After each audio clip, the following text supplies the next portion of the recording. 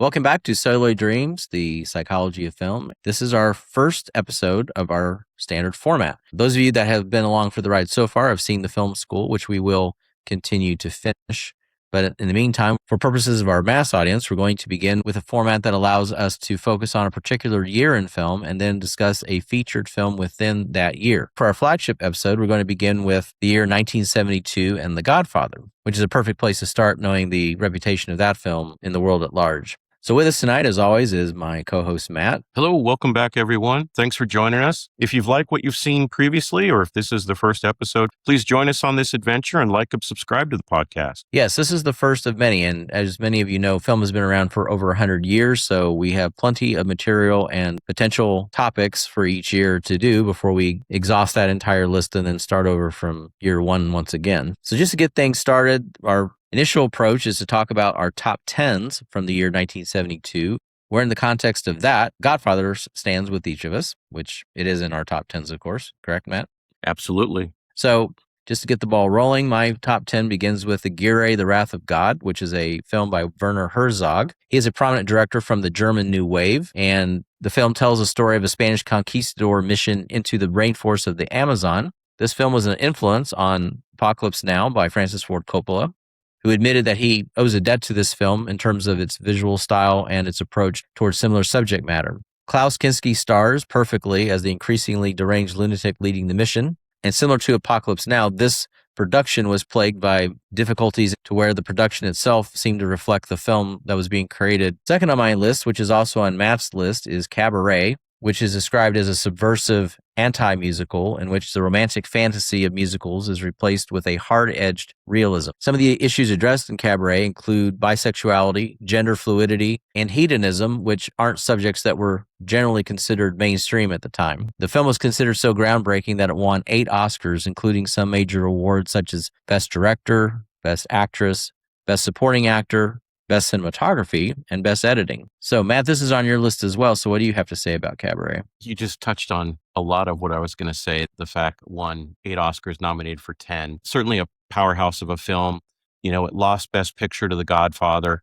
It got the Best Director, though. So it's one of those years where the Academy decided to split Best Picture, Best Director, but for good reason, because although The Godfather is my favorite film of 1972, Cabaret is just an amazing piece of work by Bob Fosse, who also, I believe he choreographed the dancing in the picture too. The cinematography in that film is incredible. And Jeffrey Unsworth, who Superman nerds like you and I know, shot the Christopher Reeve Superman directed by Richard Donner. I think he also shot part 2. It was just an incredible piece of work. We've talked about this film quite a bit in recent episodes, and the horrifying aspect of it is the rise of the Nazi Party and the premonition of what that is to bring to the characters we see in this film. And again, it's such a work of art that it's included in the National Film Registry. So for the films that we talk about, a couple of objective methods that we're going to be discussing where they stand in the world of film analysis will be 2 primary methods. First of all, most people are familiar with the IMDb list, and the IMDb list is composed primarily of film lovers of all stripes as well as industry insiders. So you get a little bit of a more mainstream sense of how people view films by looking at the IMDb list. We're also going to be using a composite of critics list that's been assembled by a website known as They Shoot Pictures, Don't They? So if you want to type that in, it's a resource I go to a lot. Basically, you just take the first letters of those words, tspdt.com, and you can then see his composite of those lists. You'll see that at the top is Citizen Kane, as many know, and then you'll see a whole host of other resources to find out where things stand. He has a starting list from which the top 1,000 is computed. You can type in any year, you can type in any director's name, and you can get a list of those films within the list. So just to give you an idea of how it works, Aguirre, The Wrath of God was ranked number 108 all time on the They Shoot Pictures, Don't They list, which means that it is very high on critics' lists. Doesn't mean that it's on every critic's list. It just means that when critics have to name their 10 favorite films or 10 best films of all time, it gets on a number of those lists, and therefore it ranks very high within the top 1,000. For the IMDb list, IMDb has a list of the top 250, but you can tell where things stand by looking at what it takes to get into the top 250 and then seeing how close the film is to that ranking. To get into the top 250, you pretty much have to be above an 8.0. There are some in 8.1 that don't quite make it. To be in the top 250, 8.1 is a pretty good indicator that it's way up there among general filmgoers. So Gary the Wrath of God on the IMDb list gets a 7.8, which means it's extremely well liked even by general filmgoers. Most people who are film aficionados are going to like a Gary the Wrath of God. Cabaret, similarly, 7.8, essentially the same rating on IMDb as a Gary. On the They Shoot Pictures list, it's at number 296, which means it's extremely high also on the all-time list. Probably about as high for IMDb as it is with They Shoot Pictures, don't they? The next film on my top 10 list for 1972 is the John Boorman film Deliverance. And I was probably much too young to have seen this film in the late 70s or early 80s, either on VHS or home box office or whatever format it was at the time. Probably the thing that has stuck with me ever since seeing the film at a young age was the scene where Ned Beatty is raped. We have this assailant yelling, "Squeal like a pig," and Ned Beatty imitating the sound of a squealing pig. And it's horrifying. The film's got a great cast. You got Burt Reynolds, which was kind of at the beginning of the peak of his stardom. Ned Beatty, of course, John Voight and Ronnie Cox, famous for RoboCop and, actually Beverly Hills Cop, and then RoboCop, and then Total Recall. So Ronnie Cox had a big role in films during my teenage years. So you got a group of buddies from Atlanta. They work in the city. They decide to go on an adventure to rural Georgia to go canoeing, and they are attacked by a group of wild locals, hicks, for lack of a better word. It's kind of a survival movie. The Ned Beatty scene is pretty famous, where Ned Beatty's character is raped. There's also a dueling banjo scene that's really popular. And then the banjo tune, that's very commonly associated with this movie. The film is also part of the National Film Registry. On the They Shoot Pictures, Don't They list for 1972, it's number 587. The IMDb score for it is 7.6. Not too shabby. And Mike, I know it's on your list as well. What comes to mind for you about the film? Well, I have to say I was fortunate as a youngster to have only been exposed to dueling banjos before I reached the age of majority. I was not, therefore, as scarred, although I have to say that I think a person of any age that watches that scene walks away scarred by this film. Yeah, it's as uncomfortable as anything I've ever seen in a movie. The sympathy you have for his character. I mean, Ned Beatty, geez, I don't know how you put a performance in like that where he's just completely debased. I mean, it's horrifying to watch somebody be debased like that. And that's what, yeah, I mean, that's why it's such an infamous scene. And so I think men have to have sympathy for women that go through rape after watching that scene, because it just puts it into perspective for how it would be for us if it happened to us. It's tough. It's tough. So definitely, though, it drives the rest of the film. After that happens, the will to survive and the whole man against the elements and man against man themes that come out gets driven by the horror of that scene. So this picture was nominated for Best Picture, Best Director, and Best Editing. Didn't end up winning anything, but certainly has been ingrained into the memory of the culture ever since it came out. And when you say something about Deliverance, most people know what you're talking about. So my next film on my top 10 is Cries and Whispers by Ingmar Bergman, which ranks at number 163 on the They Shoot Pictures list, and it has a 7.9 on the IMDb list. If you haven't been noticing, it's kind of interesting that a lot of these numbers so far have been pretty much matched up. That where they kind of are on the IMDb list is pretty close to where they are on the They Shoot Pictures list. So anyway, Cries and Whispers, visually striking film by Ingmar Bergman. This film actually won a cinematography Oscar in 1974, and it's not an American film. A lot of times foreign films did not get the same recognition from the Academy that they're getting more today, and they usually would just get a foreign film nomination and that's it. But this film actually won for cinematography, which gives you an idea of how well shot this film is. So it tells the tale of a woman who's dying of cancer, and she's visited by her two sisters, which leads to an intense exploration of the past traumas that they've had within their family. And it is not for the faint of heart. It's a very intense film. It's one of Bergman's most intense films. And I have to say that some people find it a little bit grueling, but overall, I have to say that it's so vivid of an experience that it's worth it, even though it's kind of tough. The next film on my list is The Getaway, directed by Sam Peckinpah. It's ranked number 2,213 on They Shoot Pictures, Don't They? And then the IMDb score is 7.3. So this film interested me after I was introduced to The Wild Bunch, probably in my late teens or early 20s. It stars Steve McQueen. This was during Steve McQueen's heyday as a film star. Ali MacGraw is in the film, Sally Struthers, Ben Johnson, and then Al Letterini, who was also in The Godfather as Sollozzo. We're going to be discussing him quite a bit when we discuss The Godfather. So Steve McQueen plays a master thief, and he has this successful bank robbery, and then he and his lady, Carol McCoy, played by Ali McGraw, are on the run, heading to Mexico, running from law enforcement, from bad guys. Interestingly, Walter Hill wrote the screenplay for the film. It was based on a novel. And then at one point, Peter Bogdanovich was set to direct, which didn't obviously happen, but it would have been a much different film had he directed it. Yeah, The Getaway is a film that's on my want-to-see list, and we're going to go over some of those a bit later. This one has escaped me, but it's been on my want-to-see list because I'm aware of it. I know Peckinpah's reputation in relation to this film, and I've seen some Peckinpah, and so I am curious. Also, I know this film because of the fact that Ali McGraw met Steve McQueen on the set of this film, and that's what led to him taking her away from Robert Evans, which was an infamous story in Hollywood. So, yeah, this is a notorious film for a couple of reasons, but definitely it's one to see from my perspective. And then, by the way, just so you know, just because a film is in the 2000s, especially the low 2000s, that does not mean it's in any way, shape, or form a bad film. Honestly, there's plenty of classics on up to the level of 2400, 2500, things that you would say, well, that should be higher. But the list is huge of great films that are out there. I mean, think about this. 100 years of film, your film would have to be in the top 10 of that year to make the 1,000 list. So you'd have to be in the top 20 to make the 2,000 list. And there's at least 20 really good films most years. And if you really got to see them all, you'd probably agree that there are 20 that are worthy of being noted. So definitely from my perspective, anything that's in the top 2,500, I'm actually pretty motivated to see it. So my next film, Jeremiah Johnson, actually is at number 1989 on the They Shoot Pictures list and has a 7.6 on IMDb.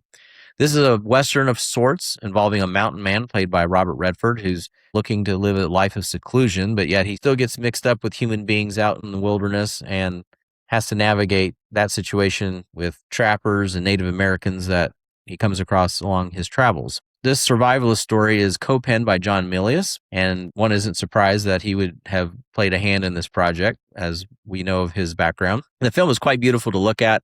At times it's quite compelling, and it's a notable film in the storied career of Sidney Pollack as director. Yeah, the only thing I can add to it as one of my favorites is that there's definitely tragedy in the film. We see his wife and adopted son get killed by Crow warriors, this group of Native Americans in the film. That sets Jeremiah Johnson off essentially for revenge. Interestingly, it's the first Western to have ever been accepted at the Cannes Film Festival. So that's a pretty high mark for Sidney Pollack and for Robert Redford. Good feather in their cap there, so to speak. So the next of my top 10 alphabetically, I've already clarified that Godfather is my number one choice, but these others are just alphabetical in order, is The Last Tango in Paris, directed by Bernardo Bertolucci. In this film, Marlon Brando plays a character named Paul who goes to Paris after his spouse commits suicide, and he ends up meeting a younger, beautiful French woman played by Maria Schneider, and they begin a steamy romance, which is unique in the sense that they don't share personal details about their lives, even their names they don't exchange. The film was initially given an X rating here in the US and later an NC-17 rating. There's some strong controversy that came about in recent years. Maria Schneider came forward in the early 2000s and talked about how the famous butter scene was not discussed with her in advance, but kind of created on the fly with Brando and Bertolucci, and she wasn't told in advance. It comes off as kind of a rape scene, essentially, and was done without her consent. In this day and age, it's hard to look at this film and not think about that horrific experience that the lead actress encountered. I have to say, even though it's a beautiful work of art, that has to taint even my view of the film to some extent. Just not a very kind thing to do with a cast member on a set of a film. My primary additional comment on that is I agree with the discomfort of what the situations of the filming brings to the film. The film is already uncomfortable as it is because it's really not a romantic film at all. It's very much a daring character study. It's really about a man who's miserable and he's taking out his misery on another person to the degree that you've got method involved. That kind of gets played out by how they ended up filming that scene. But all the same, it is about something that's significant. If you have a moral stance against watching the film because of certain events that occurred during its filming, it's probably best to skip this one and not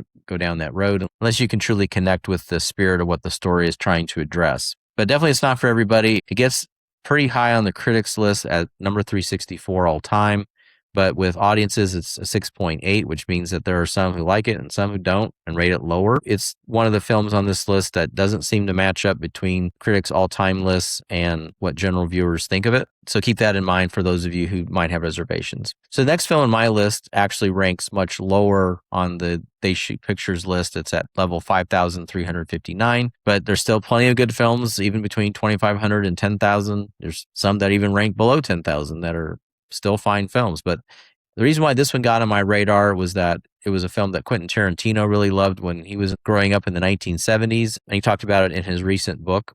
It's directed by Richard Fleischer and gets a 7.0 on IMDb, so there are plenty of film fans out there that like it. It deals with an exploration of the world through the eyes of policemen and the struggles they have in day-to-day life, including the psychological toll that the job plays on them. So it's a great representation of 70s film with that unpolished style that we think of when we think of 70s films. And on that basis, I would certainly recommend this to film aficionados out there if they want to find a gem that probably is a bit underrated. The next film on my list of faves from 1972 is The Mechanic, directed by Michael Winner. This film comes in at 5,568 on the They Shoot Pictures, Don't They list for that year, as well as 6.8 as its score on IMDb. Again, not a very highly rated film, but an interesting film nonetheless. And one of the reasons is Charles Bronson, who plays Arthur Bishop, a hitman who is quite good at what he does, has profited well from his work. He stages the death of his targets as accidental deaths. And he takes on an apprentice played by Jan Michael Vincent, who at the time was kind of in his stardom period. He had starred in Big Wednesday, a film about surfing directed by John Milius. And then in years to follow, he did the TV show Airwolf. He trains this young man. Steve McKenna is the character played by Jan Michael Vincent. And eventually Steve ends up trying to kill Arthur, but Arthur is prepared and prevails. It's kind of dated by today's standards of action films, but it's got that 70s grit, and it's a great star vehicle for Bronson, who's one of those actors of action rather than words, kind of like a Clint Eastwood. It's an entertaining watch for people that like Charles Bronson and also fans of action films from that era. Yeah, that film's got a good reputation among the Charles Bronson action films, and it's certainly one that's on my list to see at some point. Your endorsement of it certainly helps boost it even a little further, but I know it's not going to probably reach Once Upon a Time in the West or The Dirty Dozen, but then again, how many action films really do? So Exactly. All right, next on my list is The Poseidon Adventure, ranked 2190 on the all-time list, which is pretty high for a disaster film, and 7.1 on IMDb. So this is one of the best films of the disaster genre, period. Maybe the best, frankly, in my view, I think it is. I think central to its success is the fact that it stars Gene Hackman in its lead role. He's a preacher who demonstrates a great amount of strength in this crisis situation, becoming a leader who helps a group of people willing to follow him escape from dire circumstances when a cruise ship flips over. So if you can imagine having to navigate a cruise ship when everything is inverted from what you would expect, the top of the ship becomes the bottom and the way out is through the hull. So there's very strong supporting work amongst the other cast members as well, which includes Shelley Winters, though it should be noted that not all of them are going to make it out, despite following Gene Hackman. Yeah, the Poseidon Adventure is also on my top 10 list from 1972, and the director, Ronald Niami, deserves a lot of credit. It's a big-scale production and must not have been an easy shoot. It was produced by Irwin Allen, who was quite well known for his disaster films of that era. We have Airport 77, The Towering Inferno. I was much too young in 72, but as the years went on, by 1980 and late 70s, early 80s, I was right in that age group where it's like, I love disaster films. And as I got older, Roland Emmerich kind of took over the baton from Irwin Allen and started directing disaster films in the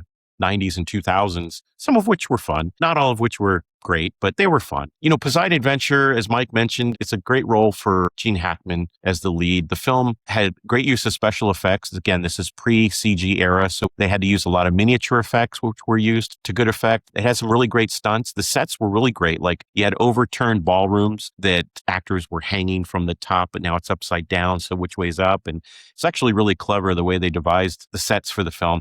Interestingly, parts of interiors were filmed on the Queen Mary in Long Beach, and John Williams actually composed the score for the film. It was nominated for 8 Oscars, won 2, Best Song, The Morning After, and then Best Visual Effects, which certainly was worthy of the visual effects Oscar at the time. So the next of my top 10 films from 1972 is Douglas Trumbull, the effects wizard's directorial debut that starred Bruce Dern. And it's a sci-fi film, but it's got a very strong environmental theme. So basically, in the future, plant life and animal life is struggling to survive on Earth. As a result, they launch these geodomes with plants and animal life into space. Ironically, it happens to be American Airlines that is the company that provides the spaceships to send these geodomes or biodomes out into space. And kind of a weird connection to me. My late father, after becoming a military pilot, was a airline pilot for about 35 years with American Airlines. So when I was a young guy and saw American Airlines in this film, it kind of touched close to home. So Bruce Dern's character is Freeman Lowell, and he's the resident botanist on this ship known as the Valley Forge. He's responsible for maintaining the plant life in the geodome. Eventually, orders by the higher-ups are given to destroy the geodomes, and Bruce Dern's character refuses, basically ends up killing a crew member and taking over one of the geodomes. His friends in this film are actually 3 droids. And in reality, the droids are portrayed by actors that are amputees. They're maybe 2.5 feet tall, and they're missing limbs, but they're able to walk either on their hands, probably most likely on their hands from what I saw in behind the scenes. But the robots are actually kind of cute and a really cool design, actually, from a production design standpoint. Unfortunately, the end of the film, in order to save the biodome with plant life, Bruce Dern's character blows up the Valley Forge and sends the biodome out into space with one of the robots named Dewey to tend to them and help them for their eventual return to Earth, if Earth is ever able to be harvested again with plant life. Douglas Trumbull, known for his background in visual effects, directed the film, so to no surprise, the visual effects in this film are terrific. The sci-fi element of the film is somewhat overweighed by the strong environmental message, but that's not such a bad thing considering, what seems to be happening to our own planet here in 2026. Okay. Silent Running. This film's on my rewatch list. I watched it when I was younger. Probably saw it on home video, so I didn't really see it in its majesty of the way it should be presented. I want to give it another look. I do wonder, perhaps you can answer this one. I was thinking about this when we were going through these films. Do you think this film was an influence on WALL-E? Oh, I would think so. Definitely. Yeah. And once I know you've seen WALL-E, once you see this film again, I think you'll see the parallels. Yeah. I mean, there's a lot of things I recalled, even just from your description. I remember a lot of those elements. I just want to view it as an adult and maybe even see it with my children, in a sense that has some things that are kind of childlike in its perspectives, like his communication with the robots is kind of cute, as you said. So that's something that maybe watching it with my younger family members, whether that would give me a different lens to look at it with, especially if I'm watching the 4K of it. I think the little ones would enjoy it. From what I remember, it's not overly intense. It's not overly gruesome. The robots are cute and they're humanized in a way in the film, childlike humanized in the film. So I think they might enjoy it. All right. So my next film on my list is Solaris, directed by Andrei Tarkovsky. And yes, this is a film by a Soviet director at the time in 1972. This film is ranked number 217 all time on the They Shoot Pictures list and a 7.9 on IMDb. So Tarkovsky has definitely gotten a boost to his reputation in the years since he passed away. This film was very well recognized as a response to 2001: A Space Odyssey. I would say that this film actually has stronger character work than 2001 and is more focused on the psychological elements than spiritual themes. The final message that one leaves when watching this film is that as human beings go out into the universe, are we really looking for something that is different from us, or are we looking for things that will reflect what humanity is about?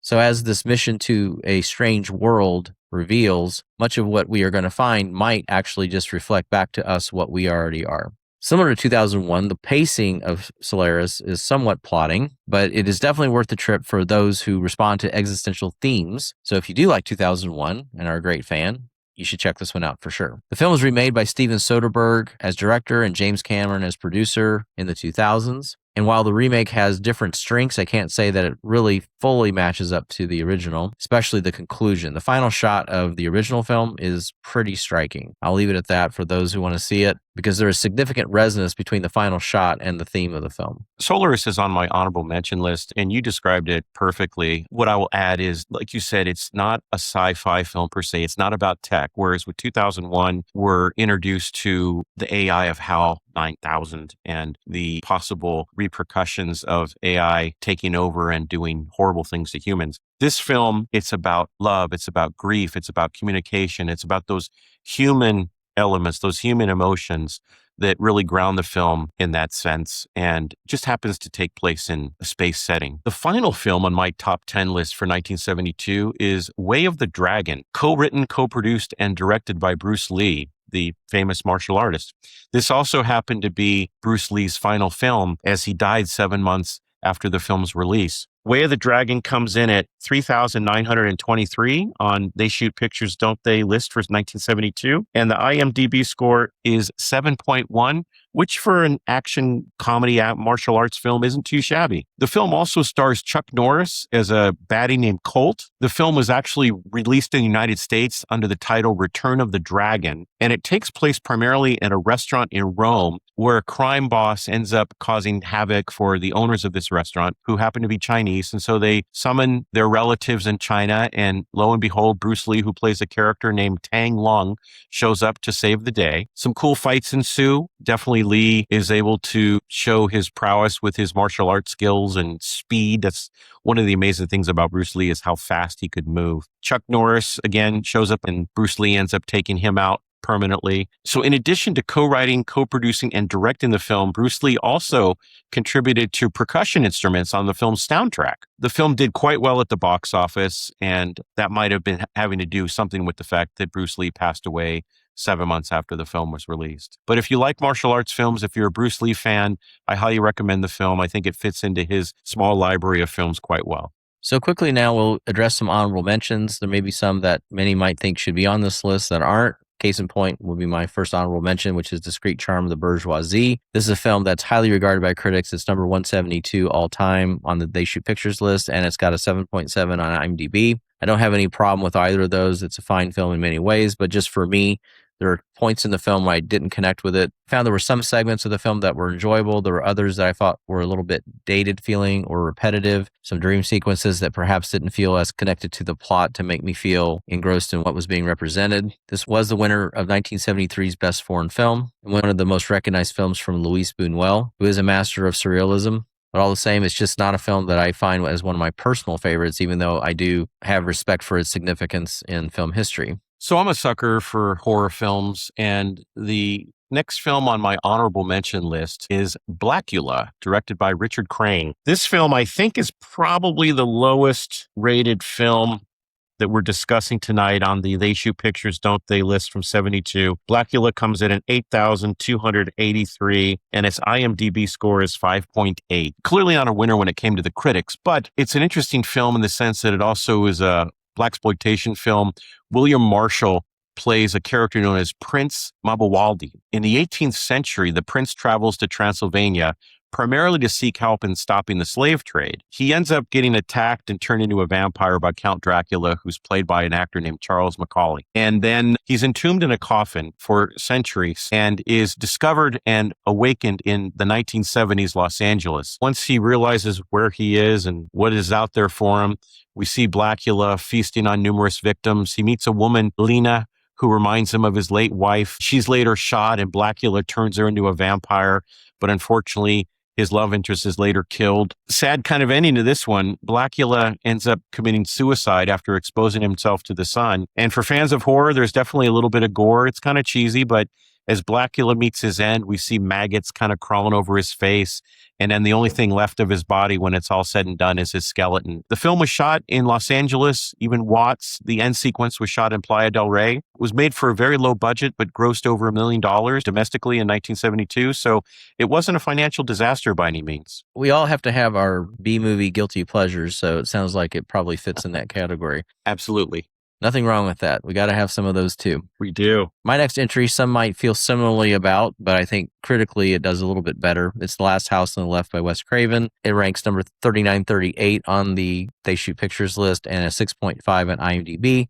Not a bad score by any means, but obviously not everyone's favorite as well. It is certainly a disturbing film. It's more of an endurance test than entertainment in some ways, some scenes in particular. It does have some shocking messages, though, to say about how close we all are, perhaps, to being one situation away from turning into the animalistic. So when you've got the parents of one of the girls and they decide to enact revenge against the guys that killed their daughter, a seemingly clean-cut middle-class family at that, it just goes to show that we aren't that far away from getting in touch with our base natures of circumstances allow for it.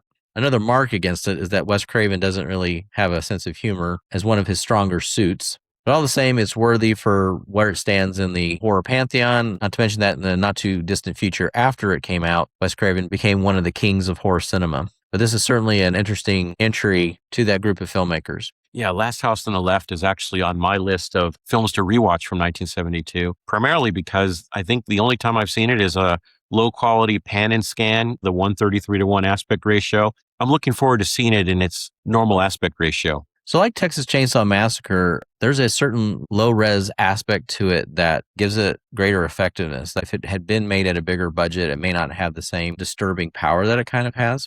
I asked my wife still what's the film that bothers her the worst that she's seen, and it's this one. There's just something kind of raw about the violence in it that's unsettling and gives it some resonance in that regard that a big budget film just can't accomplish. The next film on my honorable mention list for 1972 is Michael Ritchie's film The Candidate, starring Robert Redford and Peter Boyle. This film ranks 3,424, and its IMDb score is 7.0. The idea behind the film is Peter Boyle plays a political consultant who ends up recruiting Robert Redford's character, Bill McKay, who's an attorney, in order to run for a Senate seat. Initially, it's thought that this will be a joke. There's no way McKay is going to win. But as time goes on, McKay starts getting more exposure and more people believing his message as a Democratic candidate.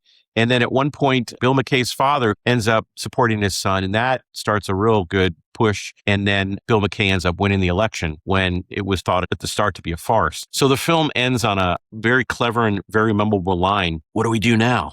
Yeah, this film I've seen pieces of over the years. It's definitely on my rewatch list because of that. If I haven't seen a film the right way, I'm going to want to rewatch it and get the actual experience of it straight through. So I noticed that Michael Ritchie's the director who went on to direct Fletch, which I've seen numerous times. So I do have a kind of a feel of what his style is, and also just from the pieces I've seen of it. So definitely it's on my must-see list. All right, my next honorable mention is Slaughterhouse-Five, directed by George Roy Hill, who many know from Butch Cassidy and the Sundance Kid and Sting. This film is ranked number 3405 all time and 6.8 on IMDb. This one narrowly misses my list, partially because I really need to re-see it again to know exactly what I think. I saw it many years ago. I did watch it all the way through, and I know there are elements that are reflected in films that I like a great deal, like The Fountain. The concept of this story is that the main character becomes unstuck in time, jumping around through time as if through his own memories, which is a story structure we've seen recently by ambitious films like The Fountain and Eternal Sunshine of the Spotless Mind. In this story, the jumping around through time is actually a metaphor for having PTSD because the main character has memories of the bombing of Dresden, which scar him even in his later years. The use of this metaphor as a device for psychological instability certainly is a story element that appeals to my sensibilities. But I'm just going to have to see whether or not a rewatch pushes it up to where it might knock off one of my other top 10 films. The last film on my honorable mention list from 1972 is Alfred Hitchcock's Frenzy. And this film comes in at 1,451 on the They Shoot Pictures, Don't They list, and 7.4 on IMDb. The film was based on a novel from 1966 and basically chronicles a serial killer in present-day London. This was the third and final Alfred Hitchcock film made in Britain after he moved to the United States in 1939. Hitchcock was no stranger to controversy, and this film was the only Hitchcock film to get an R rating in the United States and an X rating in the United Kingdom because of its depiction of murder, including nudity and sexual violence. The film basically chronicles a British military officer who's suspected of murder, but as it turns out, the killer ended up being one of his best friends. The film opened to rave reviews, and it wasn't long after Frenzy that Hitchcock directed his final film, which was Family Plot from 1976. So this film is actually on my want-to-see list. I've seen only a couple of scenes of it, probably through some retrospective about Hitchcock of some kind. I'm aware enough of it that some of the issues you were talking about were disturbing enough to where people commented that he certainly didn't lose any of his bite in his later years as a director. That's for sure. He kept it going. But with its being ranked so high and with the user rating also being so high, it's one I've got to still catch. It's a must-see. So my last honorable mention is Sleuth, directed by Joseph Mankiewicz. This is a film that ranked very high with users. At one point, this was in the IMDb Top 250. Its user rating is 7.9. It's 3,798 on the critics list. It involves a cuckolded man, played by Laurence Olivier, who invites his wife's lover to the house to play a psychological game with him. I recall this film being very enjoyable in its unfolding, but I only saw it once, and I probably do need to see it again before I would put it in my top 10 list. Already based on my past experience with the film, though, if it was in a week or a year, it probably would make the list because it's very solid. So you have it on your rewatch list, I think. I do. And it's been a long time since I've seen it. I remember good things about it. In the years since, Joseph Mankiewicz, there's been a lot of talk about Joseph Mankiewicz. I think the version I saw was pan and scan, 133:1 aspect ratio. So I'm due for a full format, hopefully a 4K presentation. If it's not available in 4K, hopefully it will be soon, like a lot of films, and be able to watch it in state-of-the-art picture and sound quality. All right, so my final rewatch, in addition to The Candidate and Silent Running, is What's Up, Doc, directed by Peter Bogdanovich. It ranks very high at 7.6 on the IMDb list and 1755 on the critics list. But honestly, I did see the film within the last 5 years. Didn't do a whole lot for me, but I didn't really see it projected, which is my preferred form of presentation. So I'm also not sure Peter Bogdanovich is a voice that I trust for comedy. But the fact that he is trying to create a sort of modern screwball comedy, and he does seem to know his film history, I should probably give it another look and see if I can appreciate its humor, given the fact that I did find Barbra Streisand quite amusing in Al and the Pussycat. Maybe I just wasn't in the right mood when I saw it. So sometimes you just can't ignore what mood you're in when you see something, because that can color your outlook depending on what you're expecting. Yeah, absolutely. There have been many times where I've gone to a theater and seen a film and I just wasn't in the right mood, whether I was too tired, I was distracted mentally, not paying attention. And then I would see the film on a subsequent viewing and it's like, you know what?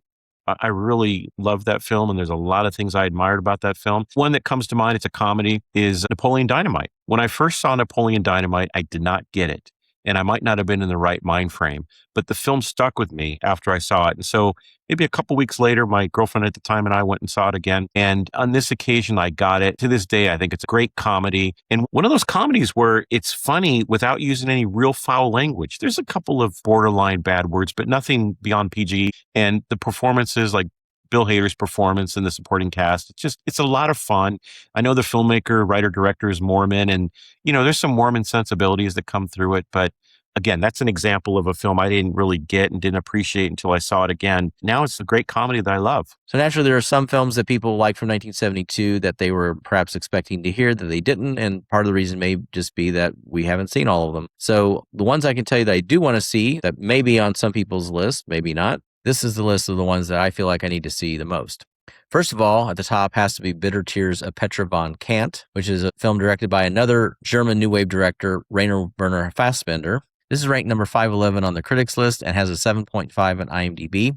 My understanding is that this film is sort of a remake of All About Eve, and Fassbinder is definitely one of the top German directors in the 70s. So with this much acclaim, this is definitely one that's been missing on my list. Another major one is Fat City by John Huston, a film that ranks 640 on the critics list and has a 7.2 on IMDb. My understanding is this is kind of a neo-noir, and since I love noir and neo-noir, I got to see this one as well. Jeff Bridges is part of the cast of this one. Anything by Federico Fellini that gets into the top 1,000 is a must-see, and Fellini's Roma would qualify at number 609 on the critics list and a 7.3 on IMDb. We already discussed The Getaway by Sam Peckinpah earlier. Elaine May used to be Mike Nichols' partner in comedy, and she directed the film The Heartbreak Kid, which ranks at 1007 on the critics list and has a 7.1 on IMDb. A horror film that's been deemed influential on The Exorcist and The Omen called The Other, which many people don't remember now, but probably should based on its rating. Lastly, on my must-see list is Olzana's Ray, directed by Robert Aldrich, which is ranked 1634 on the critics list and has an IMDb score of 7.0. I still also do want to see Billy Wilder's Avanti, King of Marvin Gardens, directed by Bob Rafelson and starring Jack Nicholson,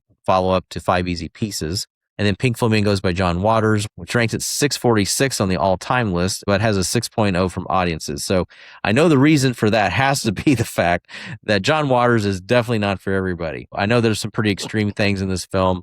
I know it's on your list to see as well. We may have to watch it together, maybe drink like a couple of glasses of something and just kind of get loosened up to handle what he's going to throw at us. But I mean, I know this is probably not going to be in my top 1,000, but I got to see it at least just to say I've seen it.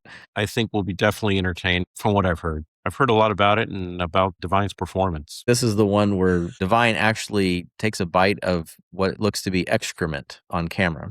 I've heard that, yes. And I really hope they use something that looked like excrement. It wasn't really excrement. But, when you're making a movie and you're in character, things happen, I guess. I know Nicolas Cage ate a live cockroach on the set of Vampire's Kiss. That's pretty method. I don't know. I've heard about people eating crickets because of their protein content or whatever, but cockroach doesn't sound like a appealing snack to me. Oof. Yeah, I think a lot of it's psychological, but frankly, I don't need to cross my taboos. I just don't need to. So, No, I could use a good excuse to lose weight. So if cockroaches were the only thing available, I think I'd be losing a lot of weight. So my want to see list from 1972 definitely relates to my love of horror and martial arts. A lot of these films, as I was scrolling through the list from 1972, I remember one sheet posters for a lot of these films. Even though a lot of these are kind of schlocky movies, they were marketed quite well with their one sheet poster designs. Let's go through them here. The first one is Dracula AD 1972, directed by Alan Gibson. Then we have Dr. Phoebes Rises Again, directed by Robert Fuest. We have a martial arts film known as Fist of Fury, directed by Lo Wei. 1966 was the ranking on the They Shoot Pictures, Don't They list, and 7.2 is the rating on IMDb. Then we have The Five Fingers of Death, directed by Yong Chang Hua. This is 4008 and then 7.1 on IMDb. Then we have a film that a lot of you might have heard of, about a naughty cat. Fritz the Cat, directed by Ralph Bakshi. That comes in at 6,714 and then 6.2 on the IMDb. Now, it's not horror, it's not martial arts, but I'm also a feline fanatic. I own 2 cats right now. And if I can watch a film, an animated film about a naughty cat, that's something that's right up my alley. All right, continuing. We have Horror Express, directed by Eugenio Martin. This film comes in at 17,080. So it's pretty far down on that list. 6.5 is the IMDb score. Actually, we got another one here that's lower on the list. The Legend of Boggy Creek, directed by Charles B. Pierce. That comes in at 22,236. And its score on IMDb is a rather low 5.3.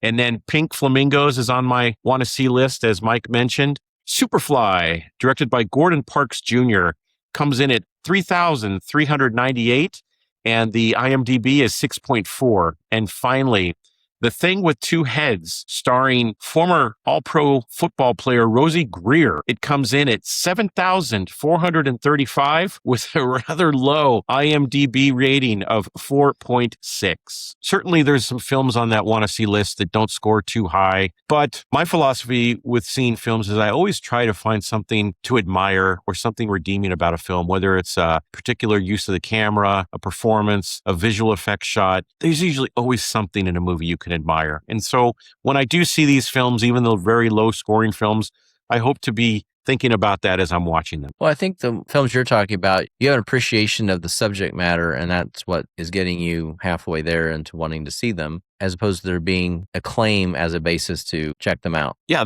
that's definitely true. And looking at that list, I'm just shocked. Here I am, 56 years old, and I haven't seen Fritz the Cat yet, and I've heard a lot about it.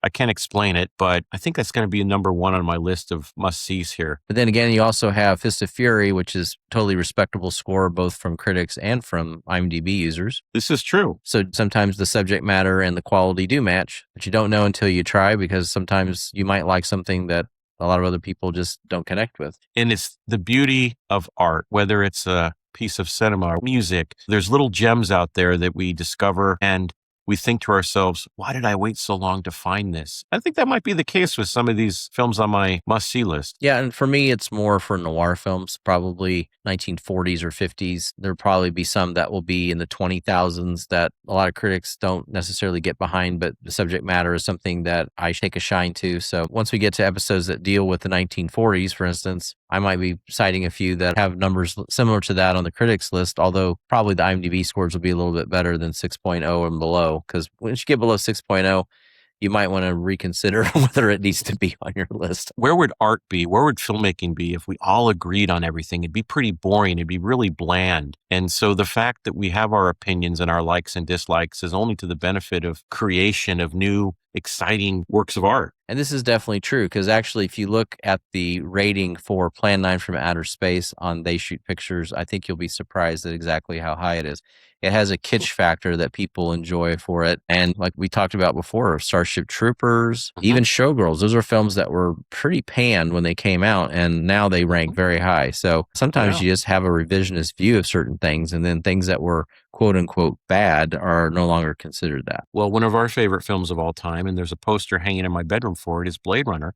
And the critics were very harsh to it in 82 when it came out. And then there was a subsequent resurgence in the 90s. I remember Kenneth Turan wrote a really massive article about Blade Runner and the Blade Runner phenomenon and how the film had been initially panned, but it gained a real resurgence of people that loved it, including critics that it came to change their opinions of the film, perhaps because they didn't understand the film when it came out. Yep, and now it's ranked in the top 100 of all time. Sir Ridley and his world-building masterpiece. So now it's time for our featured film, which is The Godfather, directed by Francis Ford Coppola. This film ranks at number 6 on the They Shoot Pictures list and has a 9.2 on IMDb, which places it in the top 5 of all time there as well. So this is revered by everyone. There's the only way you can get a rating that high. So this film was nominated for 11 Academy Awards, won Best Picture, Adapted Screenplay, and Actor for Marlon Brando. And the precursors in terms of genre were the gangster films from the 1930s in particular, as well as a few that came after the 1930s. Most notably, The Public Enemy from 1931, directed by William Wellman, Little Caesar in 1931, directed by Mervyn LeRoy, and Scarface from 1932, directed by Howard Hawks and Richard Rawson. Another notable entry would be White Heat from 1949, directed by Raoul Walsh. And then for a time, gangster films kind of faded from the popular consciousness. That changed in 1967 upon the release of Bonnie and Clyde, a film directed by Arthur Penn, which was pretty much hated by its own studio. But when it became a big hit, then the studio loved it, of course. This led to Robert Evans at Paramount wanting to get the novel of The Godfather, which was a bestseller, adapted for the big screen. And his most significant contribution, one would have to say, was demanding that the director of The Godfather had to be an Italian-American. Man, I want to just go out on a limb here and say that if Francis Ford Coppola did not direct this film, we would not see a number 6 film of the critics for all time and one of the highest ranked IMDb films from all time. Would you agree? Absolutely. And as we've heard, Coppola fought for the cast of this film, in particular Al Pacino. The studio didn't want Al Pacino. Coppola was adamant that Al Pacino was Michael Corleone. Can you imagine this movie with a different actor playing Michael Corleone? At this point, you can't really imagine it. No, and that's Coppola's doing too. Italian America is all over this film, from the casting to the dialogue to the settings to the scenes with meals to the conversations. The film would be completely different without an Italian-American director, and in particular, Francis Ford Coppola. I think it was just magic that he got this film and he was the one to co-write the screenplay and direct it. And yeah, reportedly, he didn't really want to do it. He wanted to make his films through Zoetrope, and he needed money, though. So he was going to get a nice payday. Lucas convinced him, you got to do this film to help save Zoetrope, basically. That is what I understand from what I've read, is that Lucas talked him into it. And finally, he signed on, and obviously he put a lot of himself into it. I believe there were lines that even came from things that his mother said to him when he was growing up that he put into the script, things that were not in the book. So the focus on family was also his direction. Wasn't really that interested in mobsters. Even to this day, he doesn't even find it to be his best film, partially because when it was brought to him, he was a director for hire and it wasn't from his heart. But the thing is, as we see from time to time, sometimes the smuggling of things that are personal to the director that other people don't have shape the project in such a way that it is still personal, even if it didn't start out that way. What film does he consider his favorite of his directorial projects? Just based on what I've read, I understand he thinks that The Conversation's a better film than this. So that was something from that era that he has a more personal attachment to. Still a great film, but in my opinion, it's not Godfather quality. Yeah, I think most would agree. Certainly a different There's something, film, though. It's different, and there's something just more sociologically broad about The Godfather, where it's not a niche project so much as Conversation. It's a little more focused in its appeal. So anyway, the other influence on The Godfather that goes beyond subject matter is the use of chiaroscuro lighting, which is using high contrast between bright and dark within the shot. So this was notable from German Expressionist film, the Universal horror films, film noir, but it wasn't really so much used in color films, especially in the 1970s. When the studio did take a look at the lighting that Gordon Willis was using to create this effect, they couldn't see it clear enough and they were protesting, particularly for the sake of drive-in films where they needed it to be brighter so that people could see it.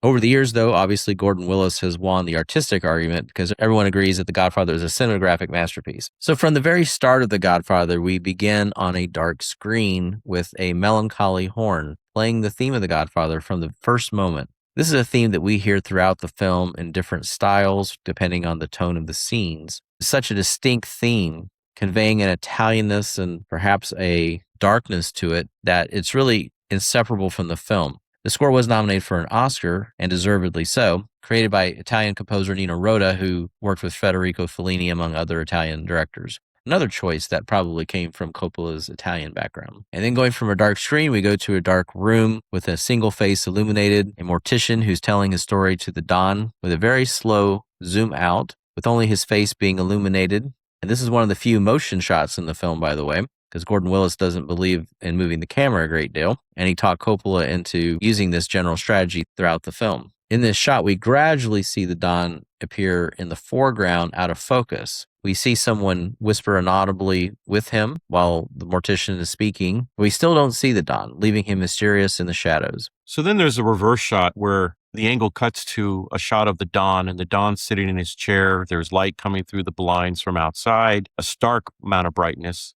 compared to the darkness in the room. The Don is playing with a little gray and white cat.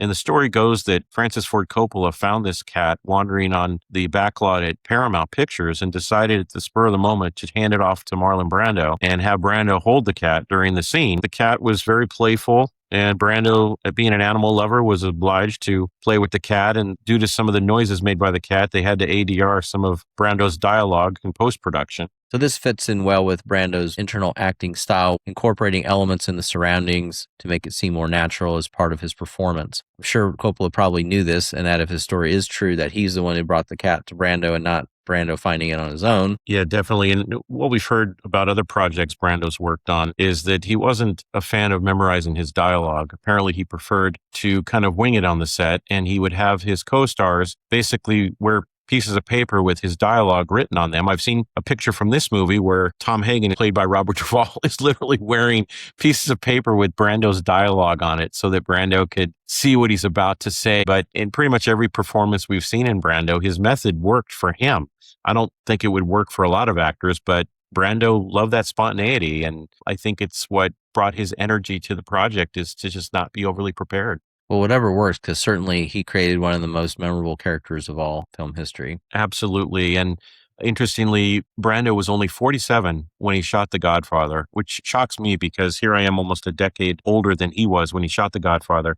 And I got to make mention about Dick Smith, who did the makeup on Brando and some of the gunfire effects. Very subtle, but very effective. Dick Smith built lower jaw jowls that Brando wore as an appliance to kind of puff out his cheeks on the bottom a little bit. And the makeup is very subtle. It's kind of like a latex that creates wrinkles around the eyes and on the face. Had they gone a different approach, a different makeup artist might have tried a bunch of appliances and made it more laughable than believable, but still pretty amazing watching this film. Brando's 47, and he really does look like a guy and acts like a guy who could be in his mid to late 60s. So now getting back to the scene itself, what's really interesting is the economy of the script. You hear stories that Coppola was changing pages on the fly, but there really isn't anything extraneous in almost any scene of this film. We are going to have to take a decent amount of time going into this film because it's almost like every scene has something memorable to discuss, whether it's story-wise or some other element that's observable in the scene. So in this scene, we get into the discussion of what is justice for this man whose daughter has been attacked. He's asking the Don to actually kill the men who attacked his daughter, but the Don says, that's not justice because your daughter's still alive. So we get this sense already that even though he's a mafia Don, he does have a strange sense of honor and justice. When the Don proposes there's some other mechanism through which they can agree for the Don to take action, the mortician offers to pay him, but the Don is offended by that as well, saying, I would rather you become my friend and then do me a favor someday. Little do we know that later in the film, we're actually going to get a payoff to this from the very first scene of the film. But at this point, when they're having this discussion, we start to hear sound intercede from outside, which is the sound of a wedding going on. It's an audio cue that there's something else actually going on that's bigger than the scene that we're currently watching. From that point, we then cut outdoors into the brightness of day outside of the darkness of this enclave where all of these shady deals are happening. The exterior sequence begins with a wide shot showing people at this wedding party dancing and socializing.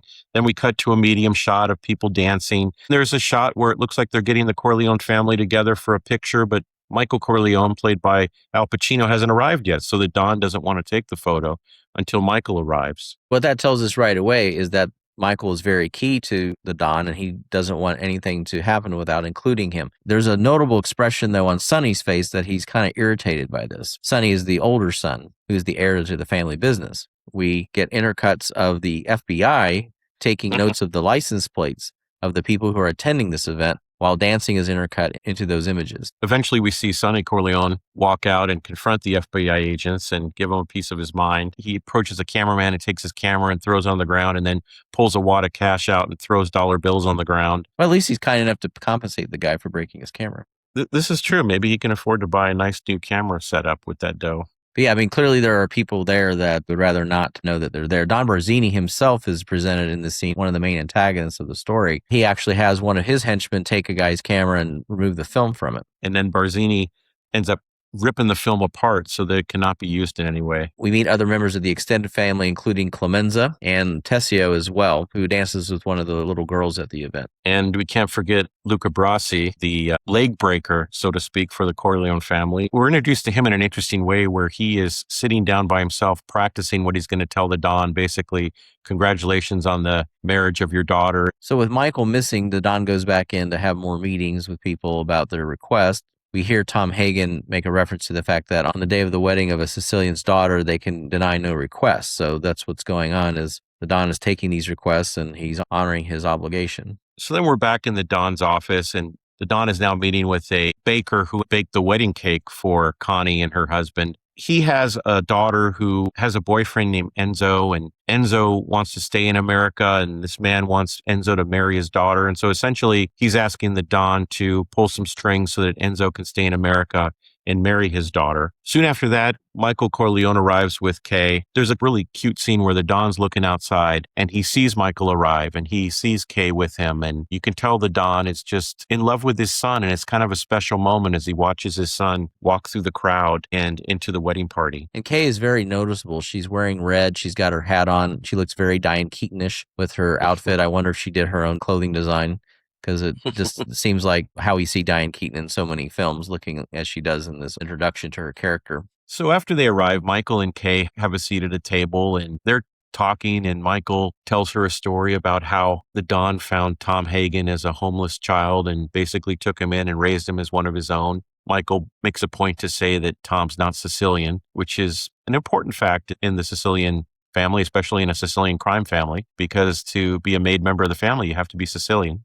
So there's a lot of intercutting back and forth with the characters as we continue on. We see Luca Brasi meet with the Don. He pledges his loyalty after he can't quite get his lines right that he had been practicing. And then we cut outside to see Sonny eyeballing a woman who's not his wife. He disappears and she disappears, and we know they're probably going to get together off stage from the actual wedding event. We cut to Vito's wife singing. Then in comes Johnny Fontaine, and everybody starts screaming because he's like the Frank Sinatra of the story. Apparently, when the film came out, this was a very big deal to Frank Sinatra, the elements that they put into the story, to the point where he got into an argument with Mario Puzo in public, yelling at him about why he included so many personal things about him in the film and in the book upon which the film was based. The Don notices when he comes in from all the noise outside, and he mentions, well, I suppose he's here after 2 years because he probably is in some trouble again. Since Johnny Fontaine's famous, Kay, who doesn't know anything about anything Sicilian, turns to Michael and says, wow, I didn't know you knew him. That's when Michael gets into the very famous story most people who've seen the film remember about how Johnny got one of his contracts broken, enabled him to better his career. Luca Brasi went with the Don to meet with the band director, and the Don said either his brains or his signature would be on the piece of paper letting Johnny loose from his contract. So basically, within the first 20 minutes of the film, we've been introduced to most of the major characters as well as their significance to the plot. And there's a lot of characters here. So the economy is amazing that they were able to accomplish this in such a short period of time. What's interesting about that scene, too, as Michael tells the story to Kay, the Don made an offer that the band leader couldn't refuse. And then Michael goes on to say, that's my family, Kay, that's not me, to kind of lead Kay to believe that Michael's not the killing type, but yet his family are the ones that do the dirty work. Yeah, and also his mentioning that it's an offer the man couldn't refuse. That line is infamous because of what the subtext is to it. When you're writing a script, you want to create efficient dialogue that is not overly explanatory. So the subtext of an offer you can't refuse is brought up later in the story, and then you remember exactly what it refers to. So that, again, is just great writing to introduce the phrase and then reuse it later, and you have this callback to when you first heard about it earlier in the story and how shocking the elements were for it. But when the Don just says, I'll just give him an offer he can't refuse. He says it very casually, but we know what he's saying. I'm going to make sure this guy knows that it's his life that's on the line for this decision he's going to make. Definitely. And we should also mention at the beginning of the film here, when we're introduced to Michael, Michael's in his military uniform. And as we learn in the story, Michael is a war hero who's returned home, his military service presumably being over with. So then we're quickly introduced to Michael's brother, Fredo. And Fredo approaches the table. He's introduced to Kay. It's clear that Fredo is a little bit intoxicated and behaving as such. Then, of course, Johnny Fontane does get into the Don's office, and yes, he is complaining about something that he needs to have done because he's trying to get into films with his voice fading, and there's this studio head that doesn't want him to be in the film. Looking up the history on this, From Here to Eternity is the film that he's talking about, and it's probably Harry Cohn of Columbia, who's the studio head. From what I could research about it, that is the case, even though they actually tie in two different stories about how all this went down. Apparently, Sammy Davis Jr., who's one of the Brat Pack, had an affair with Kim Novak, and this is the ingenue actress that Harry Cohn had been nurturing. There's no way that he wanted a black man to be associated with Kim Novak. So basically, he had some people put some pressure on Sammy Davis Jr. to get married to a black girl and cool it with Kim Novak. So it wasn't Frank that he was mad at in that regard. It was one of the Brat Pack that was associated with Frank. But it is true that he didn't want Frank to be in From Here to Eternity for different reasons, more along the lines because he thought that Frank was washed out. We're again setting it up in this scene for the payoff that's going to come a few minutes later. So again, the efficiency of the storytelling is remarkable here. And even while that's happening, we have intercutting with Tom looking to find Sonny banging the girl in the house somewhere.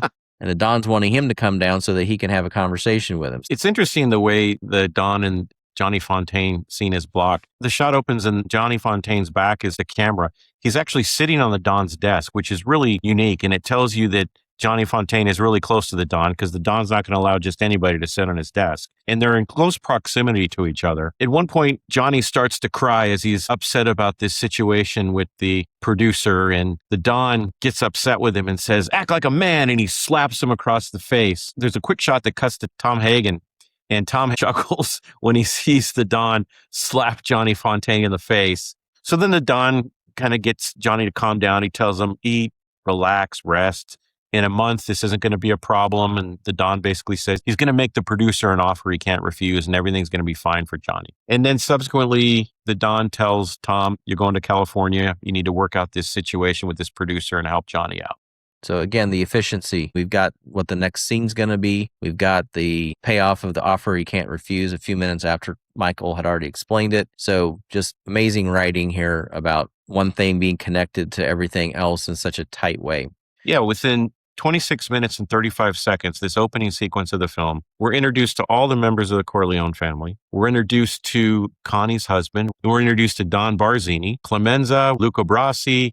There's a whole lot of introductions and character play that's done here in that 26-minute, 35-second portion of the film. So then after the picture that finally gets taken and the father-daughter dance, we move on to Los Angeles, where we've been introduced to what's going to happen here. Tom going to get the Harry Cohn-ish waltz to get Johnny Fontane into his film. And he's like, yeah, we can help relieve some of your union problems because, we're connected to those guys. We can help you out there. And in this shot, we have Tom is silhouetted in the doorway in shadow. So again, he's working in the shadows as the visual motif that's used during that part. Waltz then, in between this scene and the next scene, has done a little bit of research, and he's much nicer to him in the next scene because he's like, oh yeah, I've heard about you guys. I know about that band leader who was made an offer he couldn't refuse, and I'm not no band leader, so you can just get out of town and tell Johnny Fontane he's not getting any parts in any of my films. The next morning after this meeting with Tom, one of the few move-ins for a shot of his house as we're being dissolved slowly into Waltz's bedroom. We have a shot of his bed. He's asleep, and we see him move a bit, and we see there's a little bit of blood on the sheets as he's kind of waking up. Before we've been introduced to a horse that he wanted to brag about to Tom, but at this point, that horse is not worth a cent because its head is in the bed with him. So again, economy and storytelling. We meet the horse briefly. The next scene, the horse is dead. Waltz is screaming his lungs out.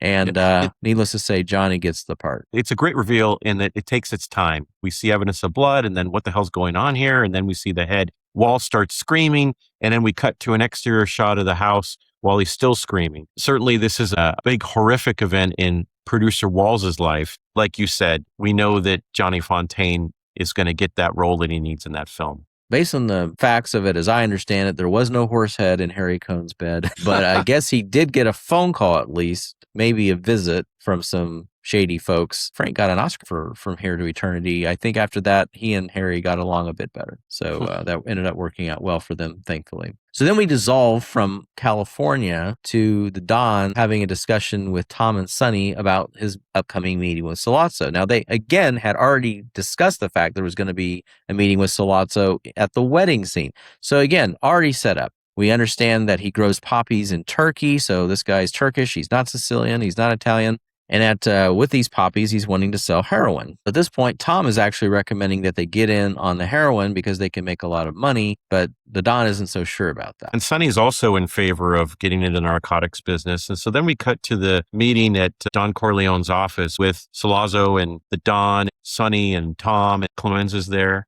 Sollozzo's offer is the Don contributes $1 million. It's going to reap $3 to $4 million in the first year for the Corleone family. It's an interesting way of blocking the shot. The Don gets up and actually fills up Sollozzo's glass and then dusts off his leg like he might have spilled a drop or two of alcohol on his leg. And then he sits down next to him. He basically says that he's not going to take part in the narcotics business. It's just not something he wants to get into. He said it's dangerous. Narcotics are dangerous, according to the Don. His major concern is that his politicians and judges that are in his pocket that Sollozzo is seeking, they will run from the Don and everyone else if they're involved with the drug business. So that is why he wants to do it. It's not necessarily that it's just bad business, but it's bad business for him to lose these protectors of his enterprise. It's a little bit of both, but I think more so it's the issue that there's a stain on drugs that booze and women doesn't have, and gambling, of course. Usually in a story, you get what's called the inciting incident that gets the plot moving in a certain direction for the conflict. A lot of times it happens in the first act, and the first act is usually no longer than 30 minutes. I think in most films nowadays, the inciting incident probably happens in the first 15 minutes. I know that in Screenwriting Resources, they kind of say to do it by page 17, you got to have the inciting incident. So here we're at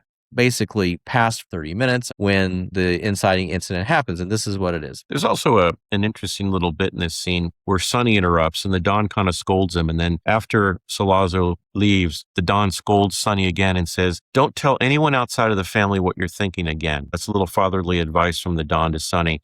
So this is important here about what Sonny did. It actually sets up some action that's going to come later. So again, in this scene, it's not just that it's a bad idea for Sonny just to be speaking out of turn. It's also that Sonny has telegraphed something to Sollozzo that the Don did not want him to telegraph.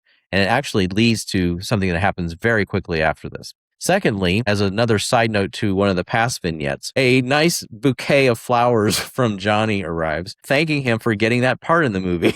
So this is the punchline of the prior vignette. At the end of this scene, the flowers come in, and we get that little chuckle. I guess the offer was taken up by the studio head. Then we cut to a scene with the Don and Luca Brasi, where essentially the Don tells Luca, "I want you to approach the Tatalias and Sollozzo and tell them you're not happy. See what you can find out about them and see if you can work your way into them." With that going on, we get a cut to Michael and Kay on the street doing some shopping as just kind of a reminder that Michael at this point is still just living a life as a civilian with no role in the mafia. This again is to set up what's going to come shortly when Michael is dragged into the business. Then we cut to, again, the Christmas music's playing. Fredo and the Don are leaving the office. We found out that Paulie is not driving today because he's under the weather. So Fredo's going to drive him, and they're going to go out shopping for some produce. At the same time, we're intercutting Sollozzo's meeting with Luca Brasi. We're shown Luca preparing for this meeting. He puts on his body armor. He grabs his revolver. As the scenes cut back and forth, we see him walking to this meeting, which is at a restaurant. Luca enters and speaks to both Tattaglia and to Sollozzo in Italian. So what's interesting about this scene to me is the close-ups of the faces and specifically the eyes. You have Tattaglia looking at Luca and then at one point looking at Luca's head and then back down at his face. And the same thing with Sollozzo eyeballing Luca. They light Luca's cigarette and then Tattaglia grabs Luca's left hand and left arm, and Sollozzo takes a knife and just stabs right through the hand, pinning it to the countertop. An unknown guy comes up behind Luca and starts to strangle him. Luca's eyes, as he's being strangled, begin to bulge out.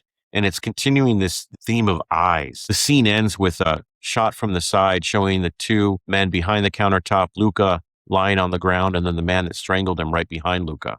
So the next step of the scheme is Sollozzo basically kidnaps Tom, picks him up on the street. Christmas is going on all around, but that's not going to cut into this shady kind of business that's happening here. But we know that something big is in play, and we haven't yet even seen the major chess move yet. The Don is going to buy produce. Fredo is getting into the car. He's not standing right with him, so the Don is vulnerable. Men approach with guns. The Don starts to run. He sees what's already shaping up. He doesn't make it, though. As he's rounding the car, they shoot him.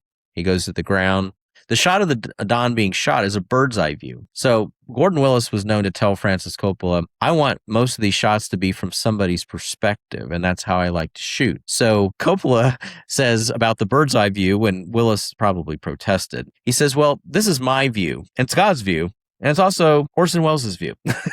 So basically Coppola is saying he's kind of like God in this situation. This is what God sees when the Don gets shot. So this is one of the few fancy shots in the film from the bird's eye. And it definitely stood out to me when I was watching it again. Why are we taking on this angle? So this is God witnessing what happens to the Don.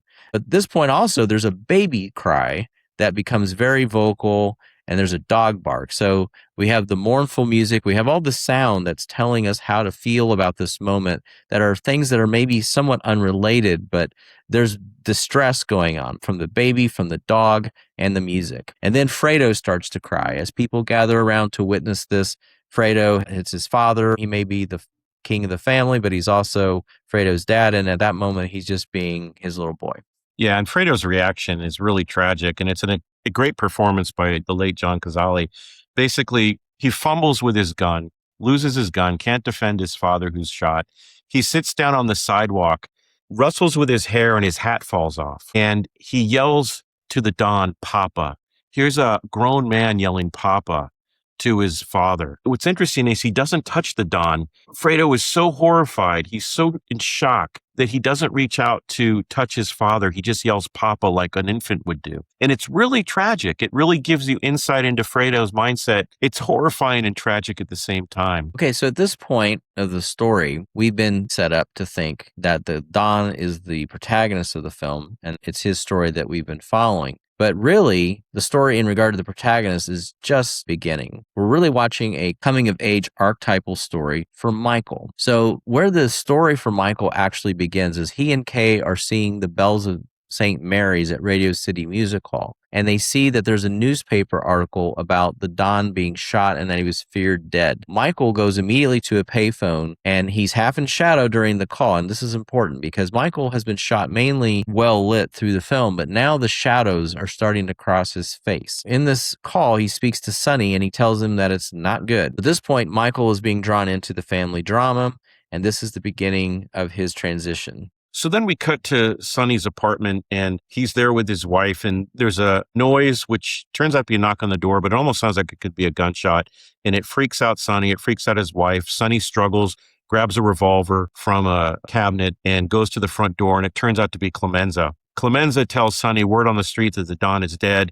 This pisses Sonny off. He chews out Clemenza for it, even pushes him up against the wall. Sonny then orders Clemenza to get Paulie, the driver who called in sick and didn't show up when he was supposed to drive the Don at the time the Don was shot. The phone rings and Sonny answers the phone, and it's Sollozzo who tells him he basically has Tom Hagen. The next scene is Tom and Sollozzo speaking, and they're in the shadows. So again, we're dealing with dark dealings. Sollozzo is basically saying that Vito is dead. And Sollozzo realizes that Sonny's going to be the one taking over. Tom is going to have to calm Sonny down because Sollozzo knows that Sonny's probably going to be on a rampage. He says that he knows Sonny wanted to make the deal. And this again goes back to what I was saying earlier, where the Don told Sonny, you gave too much information, keep your mouth shut with people outside the family. This is exactly what Vito was talking about.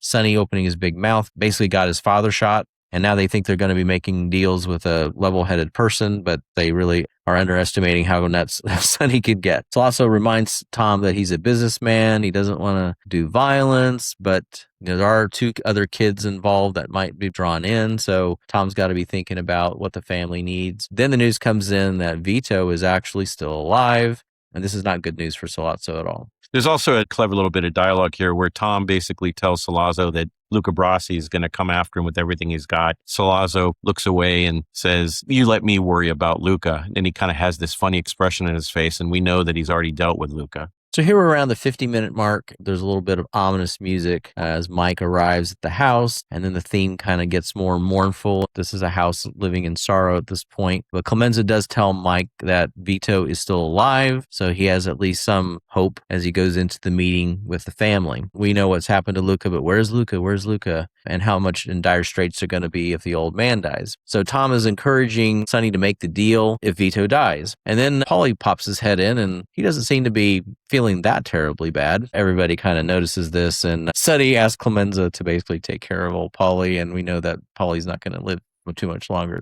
And then it's at that point that Tessio comes in, and there's Luca's vest. Inside the vest is a fish. And of course, the meaning there is that Luca sleeps with the fishes, an old Sicilian message. So the next day, everything starts off normally enough where Clemenza has Paulie driving him to go on a mission to find a nice spot to bury a body, and they're just driving through town. They're picking up some cannolis. It's just another ordinary day, and they get out to the middle of nowhere, and Clemenza's got to take a piss. He gets out, you get a nice view of some fields, and off in the distance is the Statue of Liberty in the background for a reminder that, yes, this is where the immigrants came in who are now doing this kind of business in New York City. And while Clemenza's out there relieving himself, a pop goes off in the car, and that's the end of old Paulie. Then, of course, we get our famous line. Leave the gun, take the cannolis. So again, the economy of language here, and I'll talk about this more when we get into dramatic story structure and elements. What does that line say?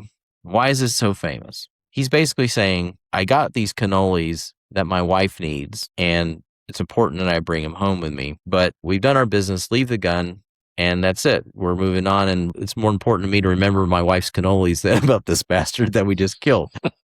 And then this plays into a later scene, which I find hilarious, when he's asked about Paulie, and he's like, oh, you won't see him no more. So just, he's gone. That's it. Problem solved. Yeah, you won't see him no more. No need to even talk about him anymore. In that same scene, when that conversation happens, Mike gets a call from Kay, and he doesn't want to let anybody around him know that he loves her, so he doesn't say he loves her on the phone. That's when Clemenza makes fun and goes, Mike, why don't you tell the nice girl that you love her? Give him a little razzing. It's a nice levity moment in the film, and then Clemenza briefly has a period where he's kind of coaching Michael on how to cook. Yeah, he's teaching him how to make bolognese sauce. It's one of the nice little character moments of the film that has some levity to it, because it's really a pretty humorless film most of the way through. So then we cut to a scene with Michael having dinner with Kay, and it's a warmly lit scene, but we can tell pretty instantly that the relationship between the two of them is strained. And Kay mentions that she wants to go with Michael, and Michael says he doesn't want her to go. He doesn't want her involved. Kay asks when she'll see Michael again, and Michael says he doesn't know. He kisses her, says goodbye to her, and he tells Kay to go back to New Hampshire. So certainly that doesn't give the relationship a whole lot of hope, at least at that point in the story. So basically, with that out of the way, Michael is going back to check in on his father. We're at the 1 hour mark for the film, so we're basically a little over a third of the way through. When Michael arrives, the setting is not good because all the guards that were supposed to be there are gone. We see there's music repeating on the record player. There's an uneaten sandwich, and Michael's already just having panic that this is not looking good. He goes to find his father. He sees he's unattended. A nurse pops into the room, kind of jump scares us a little bit, and him. We see again, Michael is pretty much in shadow here. So again, we're entering the shadow world that Michael has entered here. We're following him through this. The nurse tells him that the police have made security leave. So Michael's wheels are turning, saying, well, I guess the police are doing something here as well then. He calls Sonny. Sonny says, don't panic. We're going to have people there right away. Michael then turns to the nurse and says, can you help me move him because men are coming here to kill him? Now, this is an interesting scene because this is when we first see Michael taking control of a situation by moving his father to a different hospital room. Once that process is completed, there's a visitor to the hospital. So we hear footsteps of somebody arriving. We don't know if it's a hitman. We don't know who it is. And Michael's peering through a gap in the door, looking out to see who this person is. And Michael confronts the person, and it turns out to be Enzo, the baker. And Enzo is bringing flowers to the Don. Michael explains the situation, and Enzo offers to help. Michael and Enzo end up going outside in the dark in front of the hospital. Michael kind of coaches Enzo on how to look like he's armed, pushing the collar of his coat up, sticking his hands in his pocket so it looks like he's got a gun in his pocket. And Michael does the same thing. We see a car come up with some thugs in it, and they stop and they look and they see Michael and Enzo. They slowly drive away. Essentially, what we're led to believe is that this performance by Enzo and Michael deterred these guys that might have been there to kill the Don. Yeah, Michael actually even thought to act like he was pulling a gun out of his jacket, and they drove away. So he didn't actually have a gun, but he thought, maybe I'll just make them think I'm about to draw on them to get him to leave. And it worked. Enzo tries to light his cigarette, but he's shaking so bad, he can't light it. So Michael actually takes the lighter, and he notices, my hand isn't shaking. For Michael, this is a huge moment because he realizes that he can be cool under this kind of crisis. Definitely. So then the police arrive with Captain McCluskey, and they're kind of interrogating Michael and Enzo. Michael explains the situation, and McCluskey is not a very friendly guy and ends up punching Michael in the face, which Michael has the repercussions of that for a big chunk of the rest of the film. At that point, Tom arrives with a bunch of men and basically tells McCluskey to let Michael go. These men are here to protect the Don. They're private citizens. They're not police officers. Tom essentially defuses the situation, and Michael's allowed to go back into the hospital to again visit with his father. Yeah, and one thing to note here, they actually have McCluskey call Michael a guinea. It's not the first time this phrase was used. Waltz used that term as well when he was talking about being threatened by the mob. There's definitely a sense of racism that plays through multiple parts of the film where that term gets used. That's how McCluskey looks down on Michael. We're leading into the next scene about how Michael's interaction with McCluskey affects his viewpoint. It becomes pretty important about how McCluskey was so dismissive of him. So after this scene, Michael arrives at Fortress Corleone, because they basically even said this place is like a fortress now. After which Michael finds out that Sonny hit the Tatalias at 4 a.m. that day following this incident. When Michael walks in, Sonny takes a look at his face and he's like, oh, nice shiner you got there. So he proves that Michael put his face on the line for the family and for Vito. So Sonny says, he's ready to kill Sollozzo at this point, and Tom doesn't really agree with that. Tom mentions that McCluskey is on Sollozzo's payroll, so they know that this is why the police were doing the things that they were doing. The view is that Sonny cannot kill a police officer because everyone would turn against the Corleones if a policeman is killed, and at this point is when Michael, with his new perspective on the police, has a different viewpoint. He makes a comment that Sollozzo has to kill his father, so therefore they have to kill Sollozzo. Sollozzo doesn't get what he wants as long as Vito's alive. It is in their interest to make sure they kill him. At the same time, he feels like they could set a meeting in a public place, which involves Sollozzo and McCluskey, and he'll kill them both. So everybody kind of laughs him off, like, oh, what's College Boy going to do? You shot a man from a distance with a rifle. That's not the same thing as popping a guy up close. So they're kind of laughing at him, thinking he's just an army boy. He can't really do what the mafia does. But Mike says to them, look, this is a dirty cop. We present a story out there that this cop is dirty, involved in drugs and things of that sort. We can get away with killing him, and maybe the rules about not killing a cop can be violated in this instance. Then he says the famous line, it's not personal. This is strictly business. He's gotten it down, how they're supposed to think about these things. It's not personal. He punched me in the eye. It isn't personal at all. It's the smart thing to do. We got to get this guy. He's finding that he's fitting right in. Then we cut to another scene with Clemenza as kind of a mentor to Michael, where he's coaching Michael how to use this revolver that Michael's going to ultimately use to kill Sollozzo and McCluskey. They talk about the use of the gun a little bit, and there's a nice little character moment where Clemenza says that they were all proud of Mike for his service in the war and being a war hero. And Clemenza mentions that Don Vito was also very proud of Michael. So at this point, they don't know where the shooting will take place, but they know that they're going to be planning a setting to do it. They're waiting for a call, and they're sitting at the dinner table. And it's important to note again in this scene, the way that Michael is lit. He's in shadow with the half in light, half in darkness, which again is signifying he is being drawn into the underworld. Finally, Sonny gets a call with a lead from one of McCluskey's men. Apparently, they got a guy in the payroll that's under McCluskey who knows where the meeting's going to be. So Tessio speaks up that he knows the place and there's a nice spot where they can plant the gun in the toilet area. Sonny's very concerned, though, because he wants to make sure that they get this part right. And he makes the point of saying, look, I don't want him coming out of the bathroom with just his dick in his hand. So that's not the kind of firing that he wants when he needs to kill these two guys. Michael leaves to go out. He has a conversation with Sonny where Michael's face at this point is in very deep shadow. He is definitely all into the underworld at this point. And as he's getting ready to leave, Michael asks Sonny, how long is it going to be before I can come back? And Sonny says, at least a year. There's kind of a special moment where Michael hugs Sonny and then he hugs Tom. And he knows he's not going to see his brothers for a long time. Michael gets picked up by Sollozzo and McCluskey. They're having a conversation and McCluskey frisks Michael. It says he's clean. McCluskey's trying to be a nice guy to Michael and polite to Michael, knowing who he is now. There's one point where the driver ends up doing a U-turn, shaking off a tail, and they end up driving to the Luis Italiano restaurant. On the way to the restaurant, it's very dark in the car. And again, all this is very shadowy. Actually, before we even started recording this, Matt, we were talking about how the ride in the car feels very real, where a lot of times we would get these back projections and scenes and you see a lot of stuff in the background, but it doesn't really look realistic. Here, it's very interesting that a lot of the design of the shots is that it's completely dark in the car, except a little bit of the faces.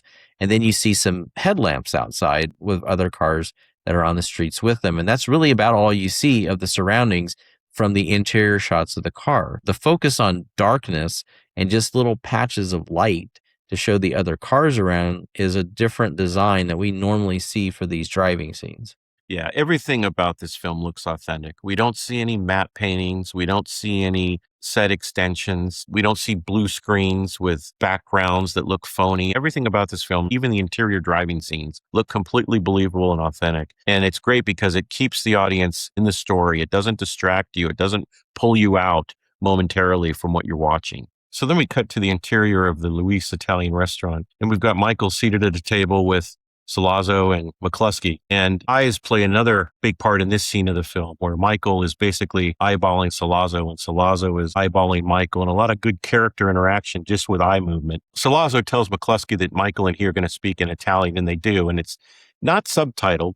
And it's kind of easy to pick up on. You can tell that there's some pleasantries, and then they're kind of mentioning Michael's father. At one point, Michael kind of gets frustrated. His Italian's perhaps not as proficient, and he kind of breaks into English and basically says that I don't want any more attempts on my father's life. So Michael asks permission to go to the restroom, and once again, he gets frisked. As Michael's walking to the bathroom, Sollozzo stops him and puts his hand right up there in his crotch. Michael goes into the bathroom and hunts for the gun that's attached to the back of this toilet, and it's kind of a suspenseful scene because it's taken Michael a while to find the gun, and we have the sound effect of a train, and it's loud and it's disturbing.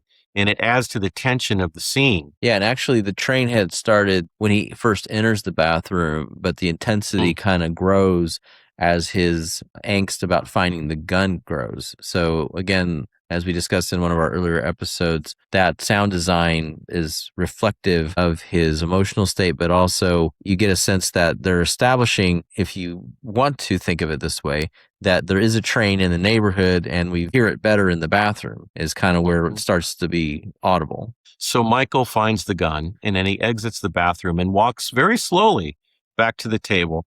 And he sits down, and you could tell the look on his face. It's an uncomfortable look. Again, eyes play a big part. Michael's eyes kind of go side to side, and he's kind of thinking about what he's going to do here. And then we get another really intense sound effect of a train with the squeal of these brake noises of the train. And it's at that point that Michael stands up. He shoots Sollozzo dead in the forehead. We see this bloody mist behind Sollozzo's head. Sollozzo falls backwards to the floor. Then Michael turns and shoots McCluskey in the throat. McCluskey's grabbing his throat. He's kind of doing this choking effect. It's really grisly. And then Michael shoots one more time, hitting him in the forehead, and starts walking towards the door. As he does so, McCluskey falls forward, hits the table. The table falls. It's a real violent scene, a very brief scene, but a very violent scene. And a lot of credit needs to be given to Dick Smith again for the makeup effects with the gunshots to the head and to the neck. Michael drops the gun, leaves, and interestingly, he actually bumps into the camera. Al Pacino bumps into the camera as he's leaving the restaurant, and There's a little camera jiggle, but they kept the shot because the performance was so great. They're like, we got to go with this. And so if you watch that scene, as Michael's leaving, he bumps the camera and it just shakes ever so slightly. So something else in the scene that I noticed was the slow zoom in on his face. And in a film that really doesn't have many zooms, this is a key moment that they're signifying with that zoom, the significance of this moment.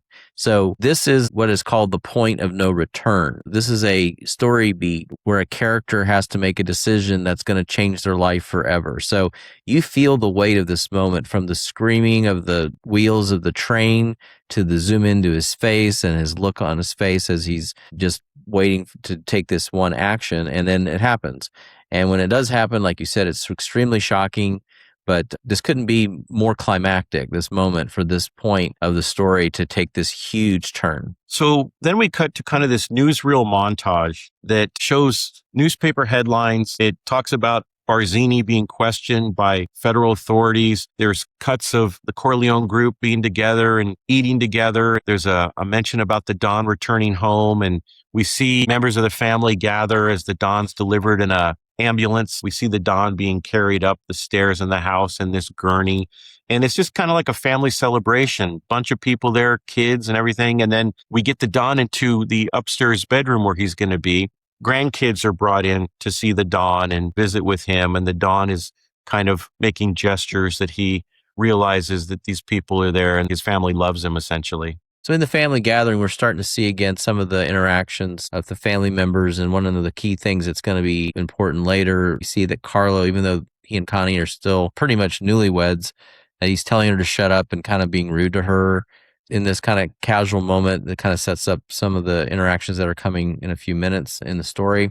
Tom does get Vito up to date on what's been happening, as well as the fact that they're sending Fredo to Vegas to take the lead on their next course with what they're doing with the casinos. And then the Don asks where Michael is, and Tom tells the Don that it was Michael who ended up killing Sollozzo and McCluskey and is now out of the country, fugitive essentially. Brando's performance here is really subtle, but really effective. He kind of begins to cry and he kind of shakes his head in kind of a no manner. And then he takes his hand and just goes like this, basically just get away. I don't want to talk to anybody right now. I just need to digest that my war hero son has done this. And we learn later in the film that the Don never wanted this for Michael. He wanted Michael to get into politics, not into the family business. It's a heartbreaking moment for the Don to realize that perhaps his favorite son is temporarily no longer there and has committed an act of murder for the family. So from that character moment, we see Tom and Sonny meeting again in a hallway with their faces in shadow again, discussing Sonny's war on the other families. From that moment, again, the shadiness of the family business is kind of kept in the shadows, but then we move to a meal where Sonny's talking about some aspects of their plans, and Connie tells Sonny, Dad never talked about the family business at the table. After her comment, Carlo tells her to shut up, and Sonny tells Carlo, don't tell her to shut up, and he's obviously very mad at Carlo for speaking to his sister that way. So again, that's another step of setting up the things that are going to be happening with Carlo and Connie very soon in the story. From the family, we go to see what Michael's been up to, and we dissolve over to Sicily, where Michael is walking on a rural roadside. He's greeted by Don Tomasino, who's acting as a sort of guardian for him while he's in Sicily. He has two bodyguards with him as well. One is named Fabrizio. We see the shiner that he still has on his face. That signifies that this is still pretty fresh, not too far from the time that when he was in the States when all these incidents were happening to him. During the conversation, Don Tomasino lets Michael know that his enemies may know where he is and he should be cautious. Michael goes into the town of Corleone, where his father was from, as we'll especially learn in the next film, some of the details of that history. Many of the men are absent because they're deceased due to vendettas. This is told to him by his bodyguards. When they leave Corleone, Michael comes across a Sicilian girl that he is struck by her beauty. One of his bodyguards says, "You've been hit by the thunderbolt, but be careful, Sicilian women are dangerous." Actually, I think he says in Sicily, women are more dangerous than shotguns. Yeah, but then in the next scene, we get a little sense about why that might be the case. They go into town and sit with a man who offers them refreshments, and they begin talking about this girl that Michael saw, and they're describing her and what she was wearing, and then the guy gets very irritated and he leaves abruptly, and the bodyguard is like, "Oh, I think I understand what's going on here." You've been talking about this guy's daughter. So Michael says, go ahead and bring him back here. I want to talk to him. And bodyguard's like, are you sure you want to do this? So he goes in, but if you notice, he first puts the gun over his shoulder. So he's going in to talk to this guy while armed, just in case this guy's gonna come out shooting, right? The guy does come out and he's not real pleased.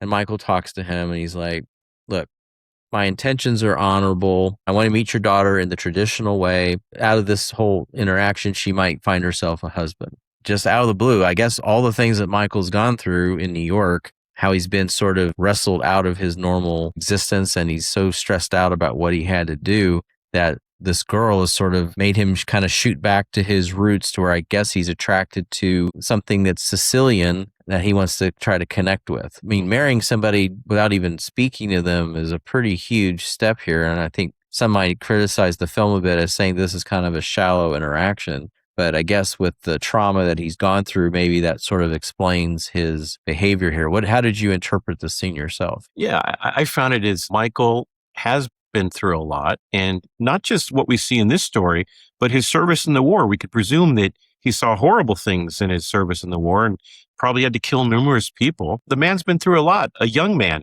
who's been through a lot. And so he probably reaches a point psychologically where it's like, I don't know how long I'm going to be here. I'm going to make the best of it. Here's this beautiful woman. Let me take a shot, see where it goes, and let me try to make my life as good as I can for what's going on in my life. Let me make the best of it. The courting sequence is kind of a little montage we get where we see Michael and Abalonia meet and he gives her a gift and it's this necklace, and there's this beautiful sequence where we see her wearing the necklace and she touches it, looks at Michael. Michael smiles. She smiles back at him.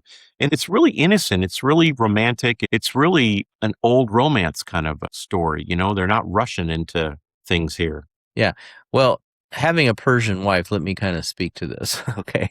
So this kind of tradition is very similar to my wife's experience in her country where she's from. This idea of bringing gifts to the family. He gets in a suit, he's giving gifts to others, and he gives her a necklace. This is a sign that he understands that tradition. It's not foreign to him what he's presenting here. He's doing it all on their terms. Either he learned it from his family, or he learned it from Don Tomasino and his henchmen about what's the right way to do this, but he actually goes out of his way not to make this about an American way of doing this. He does this in the Sicilian way. And it's a very Middle Eastern way that's recognized in countries that even go beyond Italy and Sicily, that this is kind of how it's done. And there's this beautiful shot where we see Michael and Abalonia walking away from camera. And then after a few beats, we see the women and the other family members following them and Michael's guards. And so just like Michael promised her father, his courtship would be under the supervision of her family. And that's exactly what he's doing. Exactly. So you're not allowed out of anyone's sight initially here. And so what I love about that shot is it looks like at first from the angle, because you're behind them and they're at kind of a distance. So it's like, okay, so they're just walking alone and this is a nice thing. And then into the foreground comes all these people and it's like, oh, they're alone, but yet not alone at all. At least they were courteous and gave them some distance so that they could talk privately amongst themselves. So from that moment, we go back to New York and the guards are keeping watch while Sonny's banging his mistress again. He says as he's leaving her apartment, he's going to go off to pick up his sister. When he walks in to see Connie, she turns away from him and he's like, okay, what's wrong? And there's a shiner over her eye. Sonny sees red. This was historically one of my favorite scenes of the film, is when Sonny finds Carlo hanging out in the street with the boys, and Sonny drives up and Carlo knows that he's in deep shit, you know, to say the least. So Sonny throws a stick at him and just starts rocketing after him, and all the things he does to Carlo here, from the kicking and the hitting, and Carlo grabs onto the railing and Sonny bites his hand to get his hand off the railing, and then he picks up a garbage can and a lid of a garbage can, so he dumps the garbage can on him. He hits him with the lid of the garbage can, knocks him into the middle of the street under a fire hydrant and kicks him some more, and really shows how when Sonny loses control, I mean, there's no turning back. And then he caps it off with saying, touch my sister again and I'll kill you. Yeah, the terms of their future relationship are quite clear at this point. So then we go back to Sicily for the wedding. There's a nice parade through town and they dance together. We then get to the wedding night, and at first we're wondering, okay, so they don't really know each other. How's this going to go? But by the time he's making his pass at her physically, she lets loose her top and kind of opens up to him and basically shows that she's ready to engage with him. So it's not like she's been handed off as, okay, I got rid of my daughter to a family with money who's going to help us out monetarily. It's like she's kind of open to this idea with him. Yeah, it's a really romantic and passionate scene, even though it doesn't get sexually graphic. It's just very short and sweet. Then an interesting cut from that point is going back to New York when Kay shows up asking where Michael is, and Tom has to tell her, well, I can't take any letters from you to him or anything of the sort or any communication, because if I did that, then it would show that I know where he is, and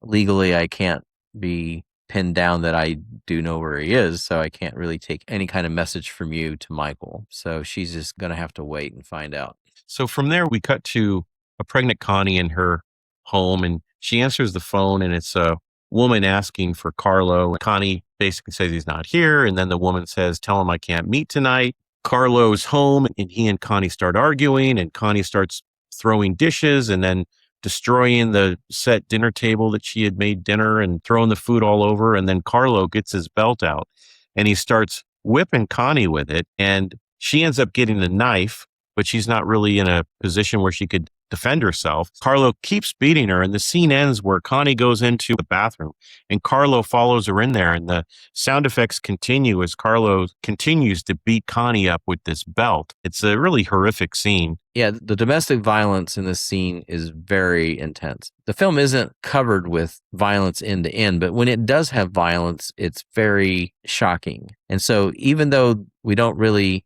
see a lot of blood or anything resulting, I mean, it's just the intensity of the emotions and the brutality. When it does come, it gives you a jolt. And so I really appreciate that it doesn't make violence a cartoonish thing. It doesn't make it about gore effects. It makes it more about just intensity and shock value without overdoing things that take you out of the story. So it keeps you horrified about it within the story context, yet doesn't hold back. Then we cut to a shot of the Don's house, and Sonny gets a call from Connie, and we know that he's learning that Connie just got beat up again by Carlo. Sonny's reaction says, son of a bitch. Son of a bitch. And we can tell that Sonny's ready to fly off the handle. Sonny goes outside, gets in a car and leaves. And then Tom orders some guys to follow him. But Sonny is so far ahead, these guys really have to play catch up. And that leads us to the execution of Sonny Corleone at a toll plaza. Yeah, so he's got cars blocking him from both sides and he can't move, and he quickly realizes he's in a bad state, especially when the guys get out of the car with Tommy guns. He knows that he's toast and he's got to get out of that car. So they start shooting at him and he gets out and they riddle his body with bullets completely. He goes down. He's clearly dying. He's not going to make it. And they put a few more shots into him for good measure. I mean, there's just no way they were going to let him survive this, and they're on their way. Yeah, this murder of Sonny Corleone, it really freaked me out at the time I saw this movie. It's incredibly well done. It's a great performance by Jimmy Caan. What's horrific about it is not just the squibs and the blood, but it's him screaming as he's being shot. He's realizing he's being killed. He's feeling the pain of these bullets tearing through his flesh. And the audience hears him screaming, and it's just horrific. And again, we've talked about Dick Smith. I got to mention him again. Unbelievable makeup work here. It looks completely realistic. It's horrifying. It's graphic, but like Mike touched on just a bit ago, it's what the story needed, and it's not excessive. It's appropriate for the story. So in this next moment, the Don comes down from upstairs and sees that Tom is on his own. And he says, my wife is crying. I hear cars coming to the house. And I kind of want to know what everybody else knows that I don't know. And he said, I also noticed you're having a drink. Well, I was going to come talk to you, but you needed a drink first before you were going to come tell me something. And so Tom is like, yeah, Sonny's dead. Don's definitely upset by this, but seems like he's got a plan already in mind about what would happen if something happened to Sonny, as if this might be something he could have expected. Here we're around the 2-hour mark, and we see the Don's wheels turning, and he's saying, I don't want any active vengeance from this. I'm going to use this tragedy to bring all this to a close. So he says, get the 5 families together and anyone else who wants to come to the meeting, and we're going to sit down and we're going to stop all this shit that's been going on that Sonny's largely been responsible for. At this point, we get the payoff from the opening scene. Tom calls the mortician that we met at the very beginning of the film, and now's the favor that he owes the Don back. What the favor is my boy looks like mincemeat from all the bullets that have hit his body, and I want his mom to be able to look at him in his casket and not see him in this state. So use every power that you have, please, to make him presentable for his family, because this is what used to be my boy. Another really strong moment from Brando. Totally sells this. At this point, he's been perfect, 10 out of 10. Every scene, definitely deserving of that Best Actor statuette that he ends up getting for this film. Yeah, absolutely. It's an incredible performance. And then we cut back to Sicily and we have kind of a fun scene with Michael and Apollonia in a car, and Michael's giving her driving lessons. Shortly thereafter, Don Tomasino arrives to give Michael the news about Sonny being killed, and then basically telling him, you're no longer safe here. In the next scene, Michael's about to leave and he tells Fabrizio that his wife is not coming with him on the trip they're going to be taking together. But moments later, he sees that she's in the car, wanting to show him that she's able to drive. So Michael turns from her to see Fabrizio leaving seemingly in a hurry, and he knows something's wrong. It immediately clicks for him that Apollonia's in the car. He told Fabrizio she wasn't going to be in the car, and now Fabrizio looks alarmed. So he's adding all this up in his head, and he knows that Apollonia is going to get blown up in the car. Yells at her not to start the car, but she does, and it explodes. The romance with Apollonia is abruptly finished. We see her body mangled in the wreckage of the explosion. So then we cut to the meeting of the 5 families. This meeting's being led by Don Corleone. Initially, the men share stories about how Don Tatalia lost his son, Don Vito lost his son. They agree that drugs can be trafficked, but under conditions, not near schools, not to kids. We want to keep the peace. Don Corleone basically pleads for safety for Michael. Don Vito and Don Tatalia hug and make the peace, and it looks like everything's going to be cordial. Yes. So the comment I made earlier about the racism that runs through as a sub issue in the film is they decide that it's okay to sell to the black neighborhoods because they allege that they are, quote, animals anyways. It's interesting to hear a group of people who have been denigrated as guineas then looking at another group of minorities in a way that is so derogatory. I think a lot of people in the black community would recognize this as part of systemic racism, and I think the film is kind of acknowledging that that exists. Those neighborhoods are targeted for those things, and that those things end up destroying those neighborhoods because they don't want to sell it to white people, but they are okay selling it to black people. So it's an interesting little note that's definitely in there. Also, what's interesting is how key it is for Vito to not only ensure that Michael is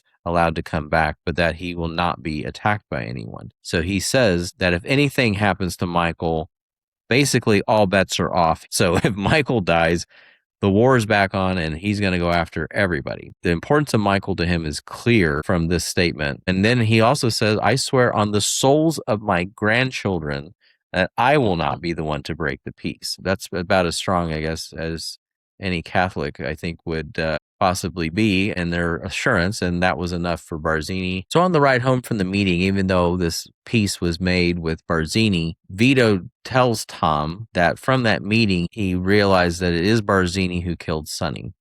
And he's keeping that in mind because it's likely going to come to pass at some point in the future that Barzini is still someone that's going to have to be reckoned with, even though there is a peace at this point. So then we cut to an exterior scene where Michael finds Kay walking with a bunch of school kids. He talks with her and she asks how long he's been back, and he says over a year. He admits that he's now working for his father. She doesn't approve, basically. And then Michael's response is, my father is no different than any other powerful man. He makes the addition that he says in 5 years, the family business will be legitimate. Then Michael asks Kay to marry him and tells her he loves her. Yeah, interestingly, in this scene, as they're having this very personal conversation, there's a car following them. So he's got protection as he's trying to Mhm. convince her that all this is on the up and up. It's kind of a hard sell, I think, under that circumstance. Now, it is interesting. She tells him senators and presidents are powerful, but they don't have men killed. And Michael correctly tells her, now who's being naive? Mhm. Maybe senators aren't necessarily sending off people to go assassinate people,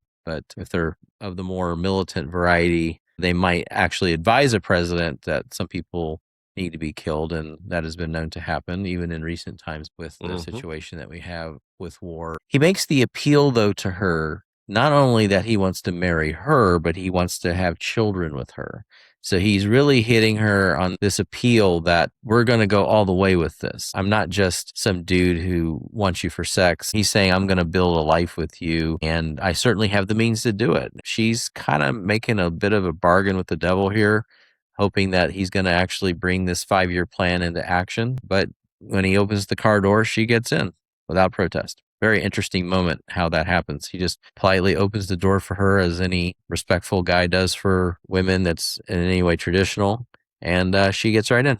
Then we cut to a meeting in the Don's office, and we see Don Corleone kind of unkept, feeding a fish, and Michael is clearly running the meeting here. Don confirms that Michael's now the head of the family. There's discussion about Clemenza and Tessio wanting to leave the family, and Michael tells them that they can do so once the move to Las Vegas is completed. There's the mention about how Tom is no longer consigliere. This upsets Tom, and the Don kind of steps in and says, look, it was my decision. He makes the comment that Santino was a bad Don, and Michael's now running the family. Tom is still not pleased with this answer, and Michael kind of tells Tom in this kind of harsh comment, you're out, Tom. Yeah, Michael definitely shows that he's just doesn't care about what anybody's feelings are about anything. It's just a cold, hard decision. I made it, move on.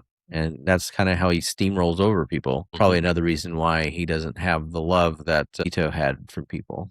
So from there, we get to Vegas. We're at the 2:20 mark now. We're in the last act almost. We have Fredo meeting Michael. We know now what Fredo's been up to, getting things all situated for the move into Vegas.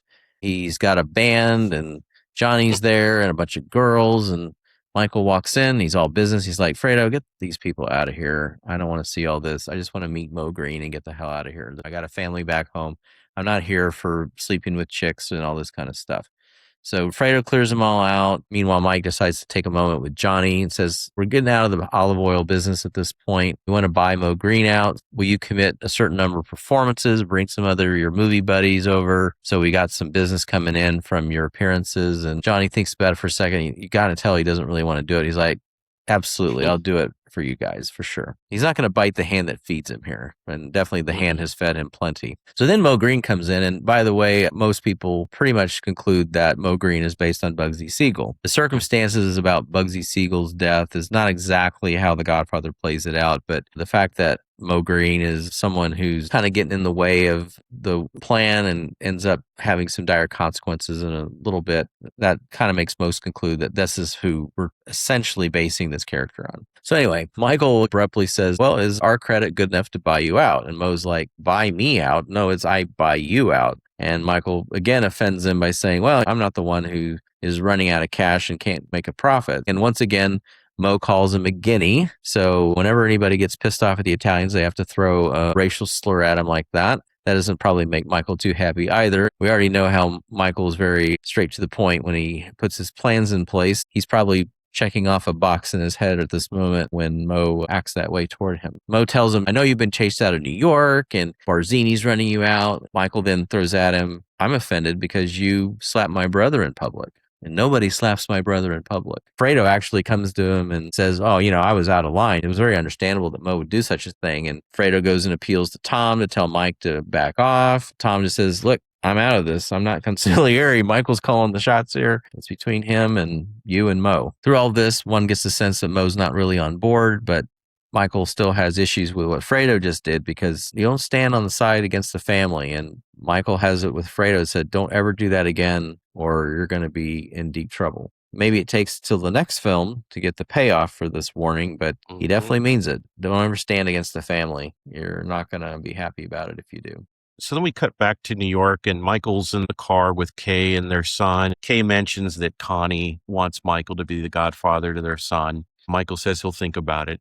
So then we cut to this nice scene outdoors between the Don and Michael. Don asks Michael if he's happy with his wife and kids. Michael confirms that he is. And this is where the Don admits that he never wanted this life for Michael.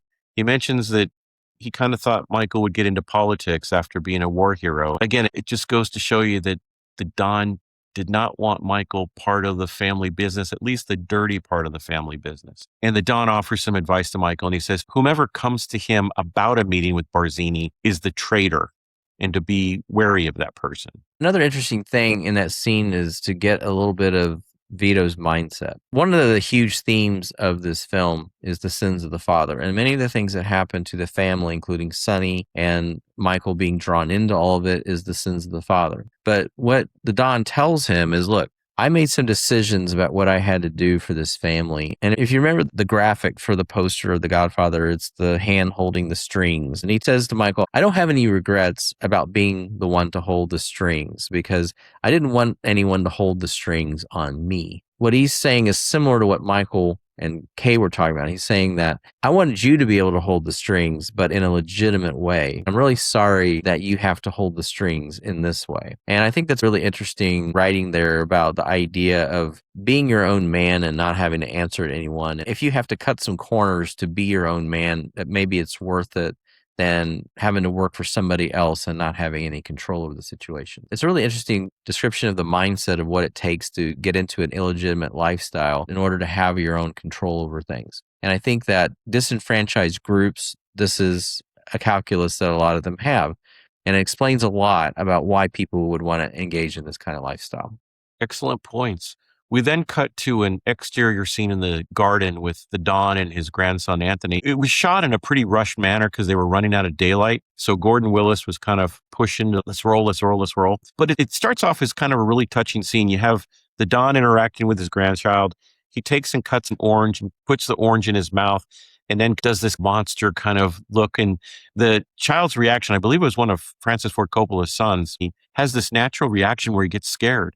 And then Brando, as they're performing the scene, realizes he scared this kid, and then he calms him down and says, hey, it's okay, calms him down. And then the child's chasing the Don through these tomatoes. Eventually, the Don starts grabbing his chest. He's kind of grabbing onto the poles and the vines, and then he eventually just falls backwards and collapses. It's a really well done death scene. When he falls in the background, you see the camera focuses on the boy and the Don is out of focus in the background. So we're isolating the boy with the cinematography, and it's like he's not aware of what's just happened. It's this really interesting thematic moment told visually. You got a death and rebirth theme in this shot. Death and rebirth is a big theme in this series of films. But in this particular shot, you've got the boy thinking that maybe he's still playing, but we're isolated on the boy, and the focus is that he's the next generation that the Don has done all this for. When he dies, it has no impact on the boy. And like you were alluding to, the boy kind of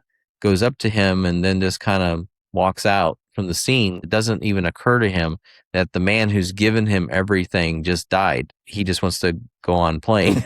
It's just one of those interesting moments about innocence and having it. Then something dire and serious happens, that innocence doesn't even recognize what it is that happened. Through that moment, then we start to hear the bells clanging. So the mournfulness enters non-diegetically with the bells, and we go then to the cemetery with, again, another parade. This time it's not the wedding parade that we had in Sicily. Now we have the funeral parade, and it's cars lined up and people getting out with flowers that are these huge bouquets. Everybody's just pulling out all the stops for this momentous event that everybody recognizes as a huge end and maybe the beginning of something. What's interesting about this sequence for me is the series of close-ups on Michael's face as he's studying each person that comes up to put a flower on that casket. And he's watching Clemenza, and he's wanting to know, is Clemenza going to come up to me? Is he going to be the traitor? Clemenza just walks away and goes a different direction.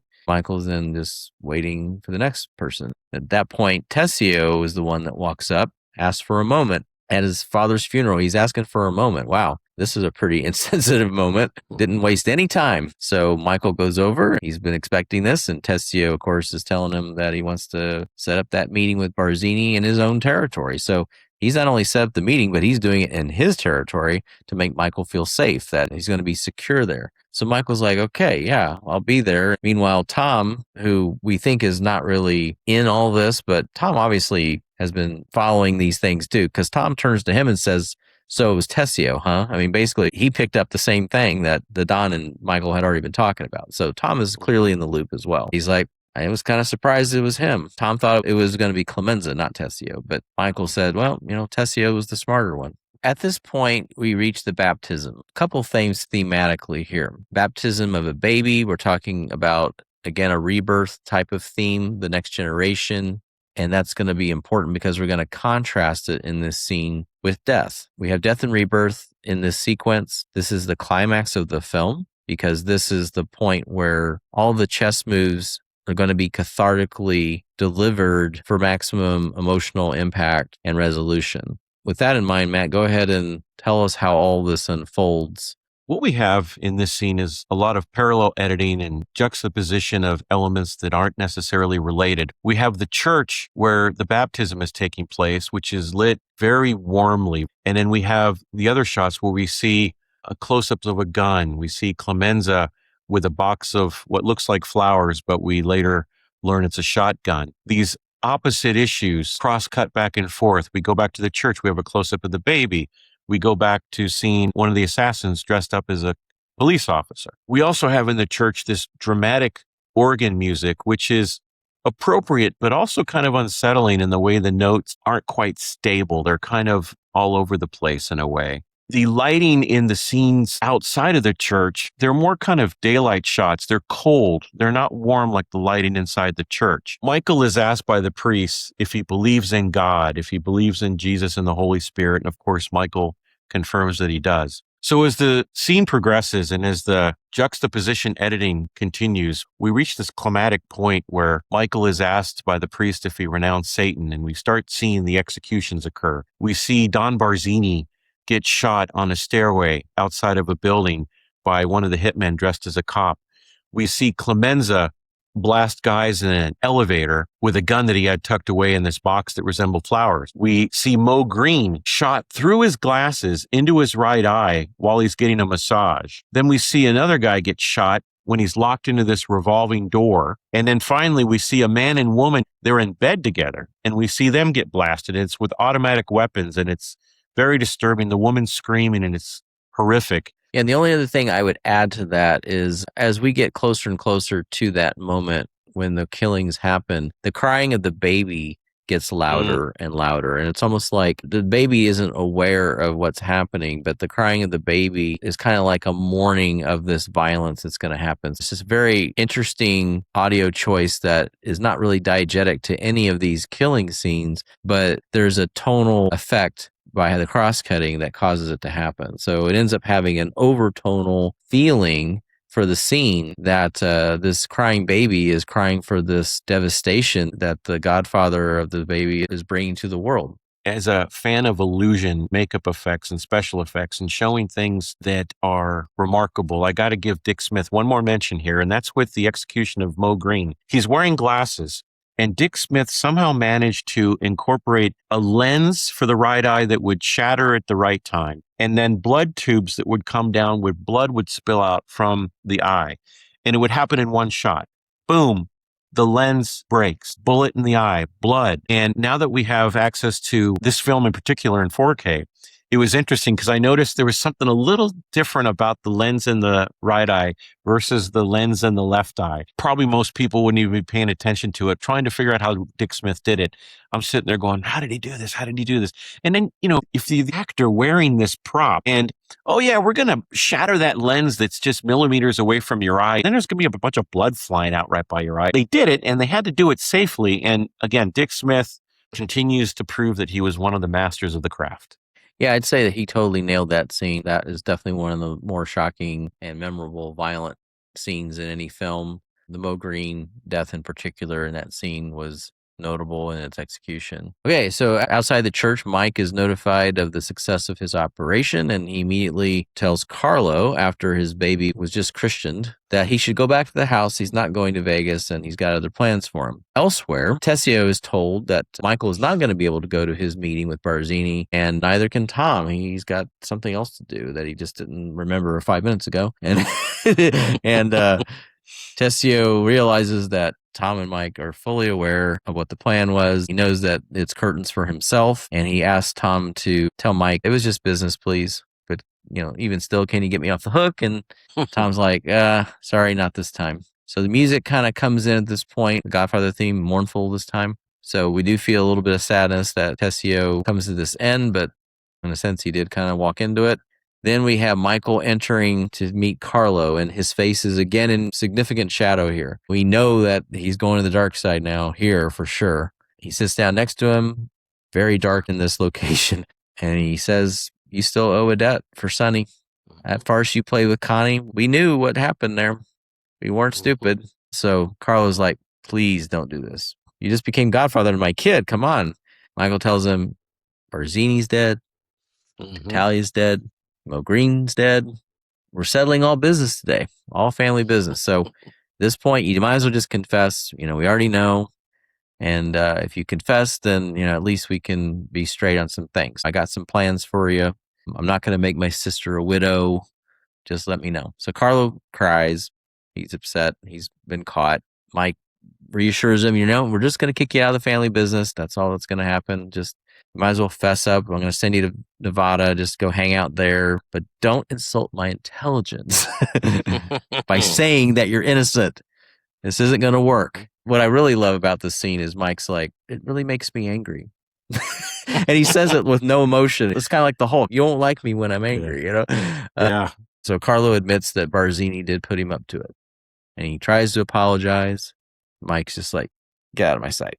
I don't want to see you again. So go do a Polly. So then we cut to a shot outside, and Carlo enters the front passenger seat, and we see behind him is Clemenza. Soon after everybody's in the car, we see Clemenza come around and start choking Carlo, and Carlo reacts by kicking out the windshield. And what's interesting is, having rewatched the film, I really didn't notice this before because I was so focused on what was going on in the car. They actually start driving the car, and I'm like, yes, I wonder what the neighbors would think of the windshield getting kicked out with a guy's feet sticking out. That'd be kind of a interesting thing to see if you're a neighbor. And then here's something else. Michael and Tom watch as Carlo's being strangled and killed.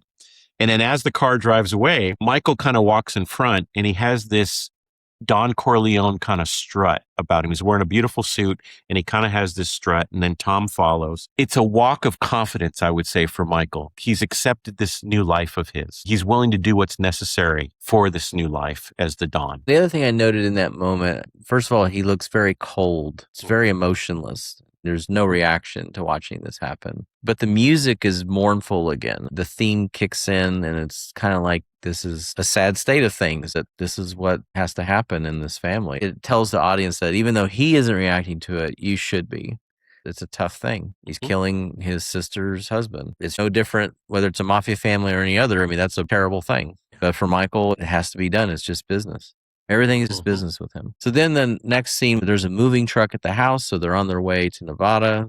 Connie comes out with guns blazing, not literal guns. I mean, she's really upset, and she confronts him. He's sitting in the old Godfather chair at that point. He's all set up, and she accuses him of murder. And Kay is looking at him and studying him and trying to read him while Connie's making all these accusations, and he's just stone cold, no reaction. He tries to comfort her, and then she just screams all the more at him in anguish. So then Kay just stays in the room and just stares at him, and he starts pacing. He's looking a little bit nervous under Kay's gaze, and she's like, Michael, did you do it? The camera is moving in on him. All the focus is on him as he's kind of pacing, and she just keeps prodding him. And then, enough! The explosion. So we get that explosion in Godfather 2 as well when Kay talks to him, and we've talked about that on the podcast before, but this is a good one too. This is another good method moment, because that slow burn of the pacing, and you see Pacino just sitting in it, and then when she pushes him too far, he just lets all that emotion out in a burst. Another thing where if you didn't cast him and you casted somebody else, and they reacted differently, this scene would not have that impact. So this is one of those things where thank God we had Pacino in this, because that explosion in that moment is a very strong thing. And it's like he just drew this line, but then you see his character thinking, I got to give her a boner. It's like, I just can't completely shut this woman out. She's my wife. And that's when he backpedals a little bit. He's like, okay, fine. You get to ask one question. This is your one question. Make it a good one, because this is the last question you're ever going to get. So she's like, is it true? And then, great liar that he is, cold cucumber that he is, no. And she's so relieved. All the tension leaves the moment. She walks out of the room. Some guys come in. They say, Godfather, grab his hand, kiss his hand. The guy who's the police officer assassin, now not dressed as a police officer, walks up to the door. Door slowly closes on her face. And you can see on her face that it's not relief anymore like it was in that moment. When she sees him with all those guys in there calling him Godfather, she's very concerned. And then the door closes on her face. So we get the whole framing thing where you frame a person in their setting and the frame closes on her, and that's very symbolic. It obviously means she is now shut out forever. She's shut out of his life. That's where it ends. Now, as an audience member on that moment, I think a lot of people were wondering, okay, well, that seems kind of open-ended. We do get a sequel. They didn't know that when it first came out. You have to think for a second then, okay, what happens next after this? You have to start to ponder as a viewer that this film has made a lot of sense in character all the way up to this point. So in character, what would any normal person in this situation do? They would be really afraid. They would be really concerned that they have married the devil and they are tied to him. And what are they going to do if he is in fact the devil, but yet she's been assured that he's not by him, but can she trust that? It's a huge ending point, and it's a great cliffhanger moment. To me, it's not really a cliffhanger. It should be obvious to anyone who's got sense what that means. It's the perfect ending. It's about as close to perfect as a film could get. It's just one of those films that you watch it over and over and it doesn't get boring. You find little nuances here and there in performances and camera moves and lighting, and there's something new to find frequently with watching this movie. All right, so I have some closing thoughts. As I mentioned earlier, this is a film that deals with universal themes. Among them are the coming-of-age story for Michael, where he goes from civilian to mafia don. It's quite an arc. They do it well. Really, not even within 3 hours. They do it really within 2 hours, because he doesn't really start his journey until an hour into the film. We don't even know he's the protagonist until after an hour into the film. Up to that point, arguably, kind of like Psycho, we may have thought that the Don was the protagonist of the film, but he's not. When he gets shot, it becomes evident gradually. So there's a figurative death, and it happens kind of in the scene with Kay when he tells her to leave. He's letting his civilian life die. And so there's the figurative death, is the death of the civilian Michael. And he's reborn after the McCluskey and Sollozzo killing as a mafia figure. And he's well on his road to becoming that. And that's how he's reborn.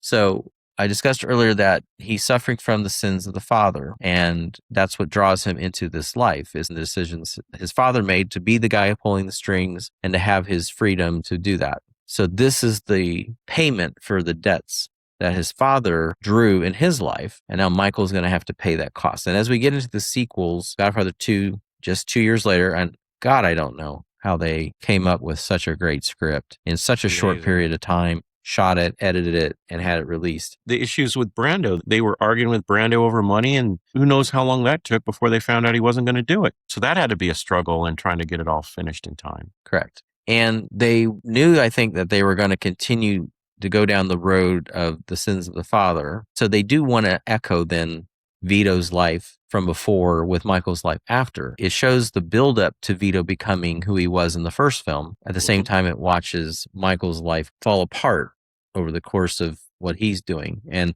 it's not clear that that's going to happen until toward the end of the film, because you think he's kind of getting it all together. He's taking out all of his enemies that tried to kill his family at his house in the second film. But the sins of the father end up leaving him alone at the end of the second film. And it's not a full-blown tragedy, but it's kind of a quiet tragedy. I mean, he's doing the stare of loneliness. They call it the window stare, where you're staring out the window. He's deep in contemplation. It's kind of like he's thinking, how did I lose all of everything? Even at that point, he maybe had Connie still at his side, but was he even going to lose her after killing Fredo? I mean, God, if she ever found out, he would lose his sister as well. So then the theme of rebirth comes through again in the baptism scene, where the child that is the next generation is baptized while he's killing people. So you got death and rebirth during that scene as well. And I think those are really the primary drivers of the thrust of that story, those universal themes, and they're very basic ones. And then one more mention needs to be made, though, to the cinematography by Gordon Willis. He came to be known as the Prince of Darkness because of the way The Godfather was shot. And I don't think, again, if they had a different cinematographer, that the film would come off the way it did. I think the cinematography is fairly essential with noir-esque lighting, pretty innovative. Others definitely followed in its footsteps thereafter. So then our final note for this is what came after The Godfather. We just talked about Godfather 2, 2 years later. Godfather 3 was released in 1990. Most feel that Godfather 3 doesn't live up to the perfection of the first two films. Godfather 2 is very high on the IMDb list, in the top 5 as well as the first film. And it's in the top 50 of They Shoot Pictures, Don't They critics list as well. Godfather 3 is more like a top 1,000 film on the They Shoot Pictures list that would be considered a great film if not for the fact that people then compare it to two near perfect films. It pales in comparison against them. But I do think that the ultimate tragedy for Michael at the end of Godfather 3 is probably more gut-wrenchingly sad than anything that happens in the first two films. So it does have that going for it, despite its other flaws. To follow up what you just mentioned, the price Michael Corleone pays at the end of 3 when his own daughter is murdered, it's horrific. It's even worse than having to kill your own brother. I remember the way they shot it and edited it. You have this shot of Michael just looking up at the sky screaming. They don't have the audio of the scream. It's kind of this painful yelling look on Pacino's face without the sound.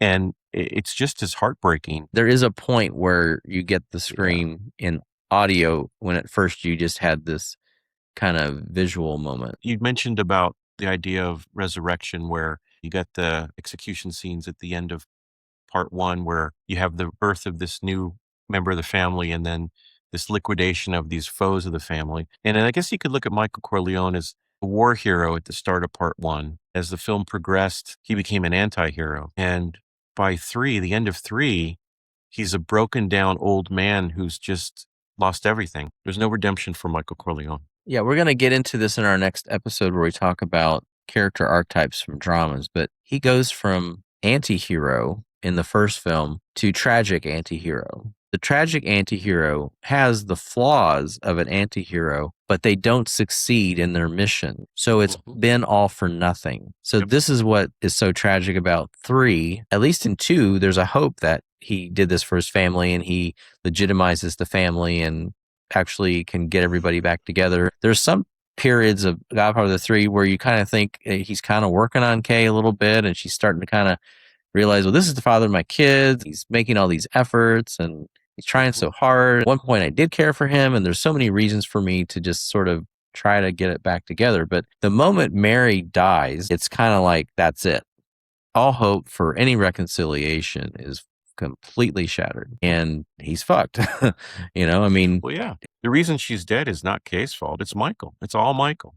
Once again, Michael and his doings. The sins of the father kill Mary. It's that same theme.